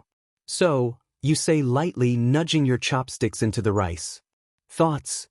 Shoji blinks. On. You hum, tilting your head as you consider the sky. Anything. The auditorium. Career day. The heroes. The vigilantes. You glance at him out of the corner of your eye. You were staring pretty hard at those clips. Figured you might have something to say. There's a pause. A long one. Shoji stares straight ahead, expression thoughtful in that quiet, careful way of his. You wait. You're patient. You've known him long enough to know that sometimes his thoughts need time to line themselves up. What are you making tonight? You stare at him. Really stare. Then you laugh short, surprised and warm, the sound bouncing lightly off the rooftop walls before dissolving into the open air. That's what you're asking? You say, incredulous. Not the ethics of hero society? Not vigilantism? Not systemic bias or moral responsibility? Shoji keeps his gaze forward, entirely unbothered. It's a valid question. You snort, shaking your head. Of course it is. Why would I expect emotional reflection when I could get menu planning? You grin at him. Then again, that is a very you interaction. Shoji shrugs, completely unapologetic, and then, without warning, reaches over and steals one of your asparagus pork rolls. Hey! You lunge half-heartedly for it, chopsticks snapping shut on empty air as he lifts the roll just out of reach. He slips his mask down in one smooth motion, revealing his elongated face, the absence of a nose, the wide mouth with its large, uneven teeth and the pale scars tracing his lips and jaw. He bites into it thoughtfully, unhurried. It's Friday, he says around the mouthful. Normally Soma wants you to go to another town for a special ingredient. He pauses, thinking. Last time was Kamitsuna o Hitachi. You blink. Huh, you say slowly. That's right. Your gaze drifts upward as you mentally inventory the fridge, the shelves, the way your father organizes things by habit and season rather than convenience. Chi-Chi didn't mention anything this time, you murmur. Then your eyes light up just a little. But it is Shiraisu season. You glance back at Shoji, a smile tugging at your mouth. That's his favorite. Mine too. Shoji freezes. Just for a second. Then his mouth twists into a reluctant grimace. I'm not one to judge, he says carefully, the way he always does when he is, in fact, judging. But there is something deeply unsettling about the way it looks. You can practically see the image flash through his mind, tiny, translucent bodies piled together, all eyes and silvery sheen. You're just about to open your mouth, half indignation, half affection, ready to defend your perfectly respectable, delicious delicacy with the kind of passion it deserves when the world fractures into white. A sharp flash detonates across your vision. It isn't just bright, it's invasive. A sudden, brutal wash of light that punches straight through your eyes and leaves behind nothing but stinging afterimages and a ringing emptiness. Your breath catches painfully as you squeeze your eyes shut, instinctively recoiling, but there was also a loud bang that just seemed to make the pain in your eyes throb even worse. Beside you, Shoji JRKS hard.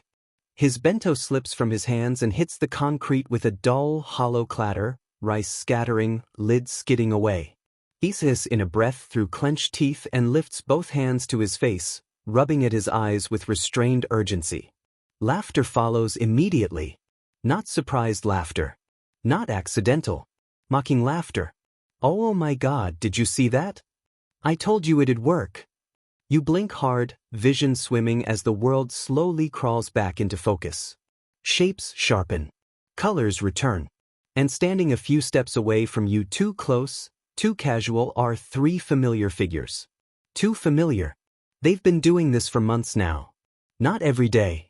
Not enough to make it obvious to teachers. At the center is Haru Kido, the one with the grin that never quite reaches his eyes. He's holding up his phone, thumb hovering lazily near the lens. His Quirk flash frame lets him trigger camera flash bursts far brighter than any normal device, sharp enough to disorient, to blind, to hurt. Teachers dismiss it as harmless. Haru knows better. That's why he uses it.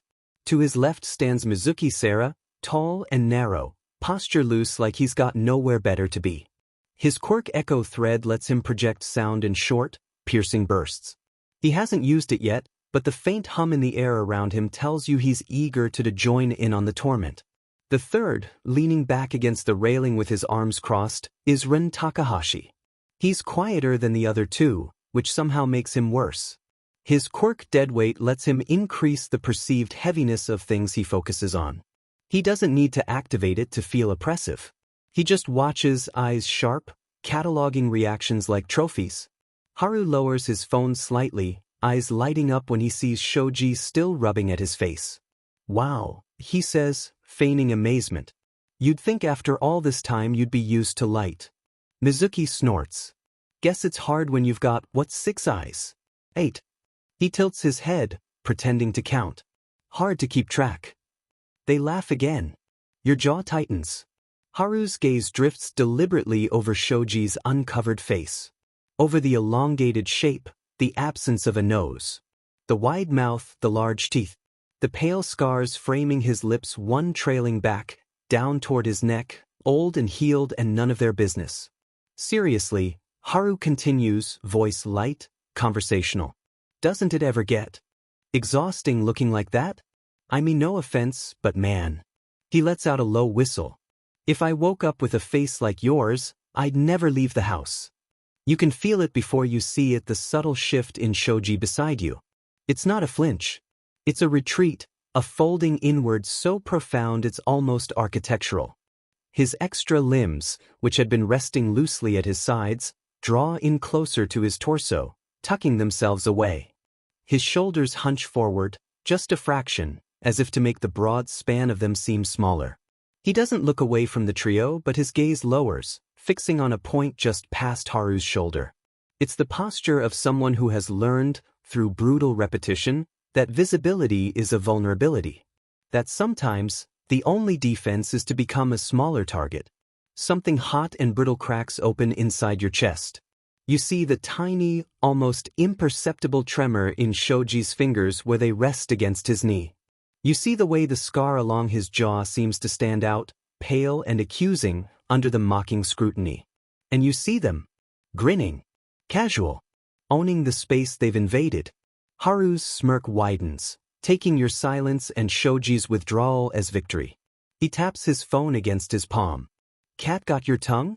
Or do you need more light to find it? Mizuki chuckles, the sound a low, grating buzz. Maybe he's just shy. Can't blame him. Your breath hitches. Your fingers, still holding your chopsticks, are clenched so tight the wood bites into your skin. The rational part of your brain, the part that sounds like your father, whispers caution. Don't escalate. It gives them what they want. Walk away. You were never a good listener. Setting your bento down with exaggerated care, you push yourself to your feet. The motion is slow, deliberate. You smooth your skirt, a pointless, nervous gesture, and take one small step forward, placing yourself subtly, but undeniably, between Shoji and Haru. You dropped something, you say? Your voice doesn't shake. It comes out flat, cool, and it cuts through the taunting atmosphere like a shard of ice. Haru blinks, his smirk faltering for a millisecond. He wasn't expecting you to speak. You're usually part of the scenery, the quiet shadow beside the freak. Huh. You don't gesture. You just look past him at the roof access door. Your reasoning for being up here. It seems to have rolled away. Maybe you should go find it. A beat of stunned silence. Then Mizuki barks a laugh. Ooh, she talks. And she's got jokes. He takes a step closer, the hum around him intensifying. What's the matter? Your guard dog too scared to stand up for himself? You don't look at Mizuki. You keep your eyes on Haru, the ringleader. Your heart is a frantic drum against your ribs, but your expression stays carefully, dangerously neutral. We're eating lunch, you state, as if explaining a simple concept to a very slow child. It's a roof. For eating. Not a stage for your pathetic attempt at comedy. Haru's face darkens. The playful mockery evaporates, replaced by something uglier. He doesn't like being challenged, especially not by you. Pathetic, he repeats, taking a step forward now, closing the distance. The lens of his phone gleams. You want to see pathetic? Look in a mirror. Or better yet, look at your friend. He's a walking cautionary tale. Your eye twitches. Not the dramatic kind. Not the kind anyone else would notice. Just a small, involuntary flicker at the corner of your vision, your body's final warning before restraint gives up entirely. You feel Shoji's fingers catch at the back of your blazer, a gentle but urgent tug meant to ground you, to pull you back from the edge he knows too well. It's instinctive on his part. Protective. Quiet. A plea without words. Hey, he murmurs, low enough that only you can hear it, voice careful in the way it always is when he's afraid of making things worse instead of better. Don't. You don't look at him. Your gaze stays locked on Haru Kido's face, the lazy grin, the phone still loose in his hand, the confidence of someone who has never once believed consequences apply to him. The words he just said hang in the air between you like something rotten. You tilt your head, just slightly, as if truly considering him for the first time. Did you know, you say calmly, your voice eerily even, that your nose is a little crooked? The rooftop goes quiet. Mizuki's smirk freezes halfway into place. Ren straightens from the railing, interest sharpening in his eyes.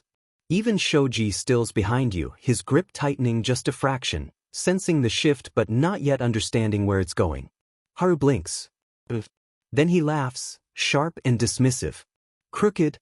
He lifts a hand, brushing his fingers over his face as if the idea itself is ridiculous. What are you talking about?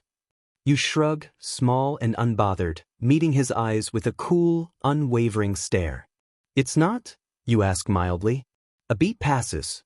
Just long enough for him to scoff. That's when you move. There's no dramatic wind-up. No shouted warning. No quirk activation or flourish. Just a clean, direct step forward and the solid, unmistakable impact of your fist colliding with the center of his face. The sound is sharp and deeply satisfying bone-meeting force with a sickening finality that echoes off the concrete walls. Haru's head snaps back, his phone flying from his hand as he stumbles, arms flailing uselessly as he hits the ground hard. Blood immediately spills from his nose, dark and bright against his pale skin, splattering onto the rooftop in uneven drops. You shake your hand once, more from habit than pain. There, you say coolly, standing over him as he groans and clutches his face. Now I'm not a liar. For half a second, no one moves. Mizuki's mouth hangs open, the hum of his quirk stuttering into nothing as his concentration shatters. Ren takes a step forward on reflex, then stops, his eyes flicking between you and Haru's crumpled form, as he stared now in curiosity. Shoji's breath catches behind you. Not because he's shocked at your actions but because he knows exactly what this means. What the hell is wrong with you? Mizuki finally shouts, panic bleeding through his bravado as he scrambles back a step. You just assaulted him. You turn your head slowly, looking at him for the first time. Did I? You ask, voice still level, still terrifyingly calm. Funny. I thought we were just commenting on appearances today. Haru lets out a strangled, furious noise from the ground, trying and failing to get his feet under him as blood pours freely between his fingers. You, he snarls, voice thick and broken. You're dead. You hear me? You tilt your head, slow and deliberate, watching him like you're genuinely curious how he plans to finish that sentence. You'll what? You ask quietly. The calm in your voice cuts deeper than shouting ever could. You'll tell the teachers that a 5'2" girl broke your nose? You glance down at him, eyes cool, calculating. Or are you going to lie and blame Mizoku-en? Your gaze flicks briefly to Shoji at your side, his posture rigid now, eyes dark, every muscle pulled tight as if he's bracing for impact that never quite comes. You look back at Haru. Because if you do... You reach up and remove your glasses. The world sharpens, colors bleeding brighter at the edges as the lenses leave your hands. Your albino red eyes are suddenly bare, luminous against your pale face, wet with emotion that hasn't surfaced yet but waits just beneath the surface. The effect is immediate. Mizuki stiffens. Ren's attention sharpens fully now, no longer amused, just wary. I can lie too, you say softly. Your voice is still steady, but there's something dangerous under it now. Intent. I can lie so well, you continue, taking a single step forward, that I'll make sure no hero school would want any of you. Not Yue. Not Shiketsu. Not any agency that so much as pretends to care about public image. Your lips curve not into a smile, but into something colder. All it takes is the right story. And I look very believable when I cry. Mizuki scoffs, though the sound comes out thinner than he probably intends. You're bluffing, he snaps. You don't have the connections or the guts to. You inhale. Shuddering. And everything changes. Your shoulders slump as if the strength has been pulled straight out of your spine. Your fingers tremble visibly as you shrug off your blazer, letting it slide from your arms and pool at your feet. Your breathing turns uneven, hitching as your eyes glass over, red rims flooding instantly as tears spill free, hot and bright down your cheeks. Your voice breaks. Why? You sob, the word tearing out of you like it's been clawing at your throat for weeks. Why are you hurting us? Your hands curl into the fabric of your skirt as if it's the only thing keeping you upright. We didn't do anything wrong. Your knees wobble. Your shoulders shake. Please, you whisper, tears streaming freely now, your voice raw and small and unbearably real. Please leave us alone. For a moment, even Haru seems stunned, his rage faltering as he stares up at you through blood and disbelief. As if anyone would. Footsteps thunder up the stairwell. The door slams open. Hey, what is going on up here? You don't miss a beat. You turn toward the sound like you've been waiting for it, stumbling back half a step into Shoji's side as if seeking shelter. Your hands come up defensively, fingers shaking, your breath coming in sharp, panicked gasps. Sensei, you cry, voice cracking as you point shakily toward the boys. They were mean and horrible. I asked them to stop and they wouldn't. You choke on a sob, clutching at your chest. They threatened us, and I punched him in self-defense. You gesture helplessly between Haru on the ground and the others frozen in place. It was 3 against 2. You continue, words tumbling over each other now, frantic and messy and convincing. And Shoji would never hurt anyone because they always blame him, always, no matter what happens. Your knees buckle slightly, and Shoji reacts instantly, one arm coming around you to steady you, his grip careful, protective, exactly as you know it would be. His jaw is tight, eyes wide, not with fear, but with something like stunned realization as he understands what you're doing. You cling to his sleeve, shaking. I just wanted them to go away, you whisper, voice barely audible, soaked in terror. I'm scared they'll do something worse. The rooftop is silent except for your broken breathing and Haru's muffled groan. Footsteps cross the rooftop in brisk, clipped strides as the teachers finally move fully into the space, their presence snapping the moment into something official, something procedural. One of them kneels beside Haru immediately, voice sharp with concern and irritation as they take in the blood, the swelling already blooming across his nose. Kido, don't move. Sit still, the teacher orders, pulling out a handkerchief and pressing it firmly to his face. You, what were you thinking? Haru hisses through his teeth, eyes darting wildly between you and Shoji, fury and panic warring in equal measure. He opens his mouth to speak, then freezes as another teacher turns, gaze sweeping over Mizuki and Ren with a look that brooks no nonsense. You too, she says coldly. Office. Take Haru to the nurse now. Mizuki splutters. But she. I said now, the teacher repeats, tone flat and absolute. You can explain yourselves to the principal. Rin doesn't argue. He just clenches his jaw, grabs Mizuki by the sleeve, and hauls him back a step as the third teacher helps Haru to his feet. Haru stumbles, glaring at you over the teacher's shoulder, hatred etched deep into his features. As they're led toward the stairwell, Haru throws one last look back, lips pulling into something like a promise. You don't look away. The door slams shut behind them, the sound echoing hollowly across the rooftop before fading into the open sky. For a moment, no one speaks. Then a teacher turns to you. Her voice softens immediately. Are you all right? She asks, crouching slightly so she's at your level. Did they hurt you? You could tell she first wanted to show comfort. No doubt she'll reserve judgment until she had the full story. You nod, small, fragile, still trembling just enough to sell it. Your fingers are cold now, the adrenaline finally ebbing, leaving behind a faint, buzzing emptiness. I think so, you say quietly. My head hurts a little, but I'm okay. That wasn't a lie. The bright light and sound did leave a dull throbbing. Shoji shifts beside you at once. I didn't see them touch her, he says, voice low and careful, eyes steady on the teacher's face. They used their quirks. Light and sound. The pause. It was deliberate. The teacher's mouth tightens. Thank you for telling me. She straightens, glancing once more at the scattered rice, the fallen bento lid, the smear of blood already drying on the concrete. We'll follow up on this. Both of you are excused for the rest of lunch.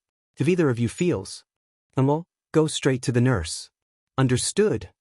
You nod again. Shoji inclines his head. Yes, sensei. Satisfied for now, the teachers gather their things and head back toward the stairwell, voices already lowered into discussion about reports and prior incidents, and will need to check their records. The rooftop is quiet again. Not the heavy, hostile quiet from before, but something thinner, uncertain. The wind picks up, fluttering the edge of your discarded blazer where it lies near your feet. The sky above is still wide, still blue, as if nothing at all has happened. You bend down slowly to pick up the blazer, hands shaking now that you don't need to hide it. Your breath comes out in a long, careful exhale you hadn't realized you'd been holding. You turn to look at him as you felt shame bloom in your chest. Hey, I'm sorry. You honestly didn't think about how your best friend would feel using such underhanded tactics? He's standing very still, shoulders squared but tense, all 6 arms drawn in close to his body as if he's unsure what to do with them. His mask is still down, scars exposed, eyes fixed on you with an intensity that makes your chest tighten. You feel the shame settle heavier in your chest the longer the silence stretches. You don't need to apologize, he says at last. The words are quiet, measured, not reflexive. You flinch anyway. I do, you insist, your voice smaller now that the danger has passed, now that the adrenaline has burned off and left you exposed in its wake. You hug the blazer against yourself, fingers twisting into the fabric. I didn't think about how you'd feel. You swallow. I saw them, and I knew how it would end if I didn't stop it. I didn't think past that. Shoji exhales slowly, the sound low and controlled. One of his shoulders drops, just a fraction, as if he's releasing something he's been holding too tightly. I know, he says. That's when he moves. Not toward you all at once, just a step, careful and deliberate, closing some of the space without crowding you. One of his arms lifts halfway, then hesitates, fingers curling in on themselves before he lets it fall back to his side. The indecision is obvious. He isn't sure whether comfort is something he should offer right now. You did what you thought would protect us, he continues, voice steady but softer than before. And it worked. He pauses, eyes dropping briefly to the concrete between you, to the faint stains left behind. Blood. But it scared me, he admits. Your breath catches. Not because of them, he adds quickly, as if afraid you'll misunderstand. Because of you. His gaze lifts again, meeting yours fully now. There's no judgment there. Just deep concern. I'm used to people deciding things about me, Shoji says. What I can take. What I should endure. I've learned how to live with that. His fingers flex at his side, a small, unconscious movement. What I'm not used to is someone stepping in and taking the risk instead. You shake your head, a weak, humorless huff leaving you. I wasn't trying to be a hero. I know, he says immediately. That answer is so certain it almost hurts. I don't think you were trying to win, he continues. Or prove anything. You just refuse to let them keep going. The wind rushes past again, cooler this time. You feel it against your face, drying the last traces of tears you hadn't noticed were still there. Shoji takes another step, then stops, as if catching himself. I don't want you to think I'm angry, he says quietly. I'm not. And I'm grateful. The word seems to cost him something, but he doesn't take it back. More than I know how to say. He hesitates, then adds, almost under his breath, I just don't ever want to be the reason you get hurt. The sentence hangs between you, fragile and heavy all at once as a confession. The kind of truth that comes from someone who has spent a lifetime learning how to absorb pain without letting it spill outward, someone who measures their presence by the harm it might cause rather than the good it might do. Your chest tightens. For a moment, you can't speak. The adrenaline has finally bled out of you completely now, leaving behind that hollow, buzzing stillness. You stare at him, at the way he's standing so carefully, as if he's afraid even his concern might weigh too much. Can I ask you something? You say at last. Your voice is quieter than you expect. Not shaky, just small, like you're approaching something fragile.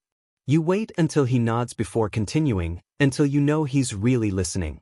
Can you swallow, the words catching briefly in your throat. Can you make sure I never do that again? His eyes flicker confused, not offended, just caught off guard. You press on before doubt can take over. I don't like the way it felt, you admit, fingers tightening in the fabric of your blazer. I don't like how easy it was. How fast it came to me. You shake your head, a faint, humorless huff escaping you. It scared me. Not them. Me. You force yourself to meet his gaze, even though every instinct tells you to look away. And I don't ever want you to think you're putting me in danger just by standing next to me, you continue. I chose that. Not you. I don't want that choice to become a habit. There's a pause. The wind shifts, tugging lightly at your hair, at the loose edge of his uniform. You're my best friend, you say quietly. The words feel exposed in a way nothing else has today. And the way you look out for me, the way you always notice what I need before I do it matters. It matters more than you know. Your voice softens. I don't want to protect you by becoming someone I don't recognize. You take a slow breath, then add. I want to protect you the way you protect me. Not by getting hurt. Not by lying. Just by being there. So if you ever see me slipping, if you ever think I'm about to cross that line again, you hesitate before continuing. Please stop me. Shoji doesn't answer right away. He studies you in that quiet, searching way of his, as if he's cataloging every crack in the moment, every unspoken fear layered beneath your words. When he finally speaks, it's not with certainty or grand reassurance where most people would give. It's with something gentler. Something only Shoji could do. I can do that, he says. Want my bento box? Only if you're going to eat it with me. You giggled as you took one of his large hands. Yeah, you big worrywart.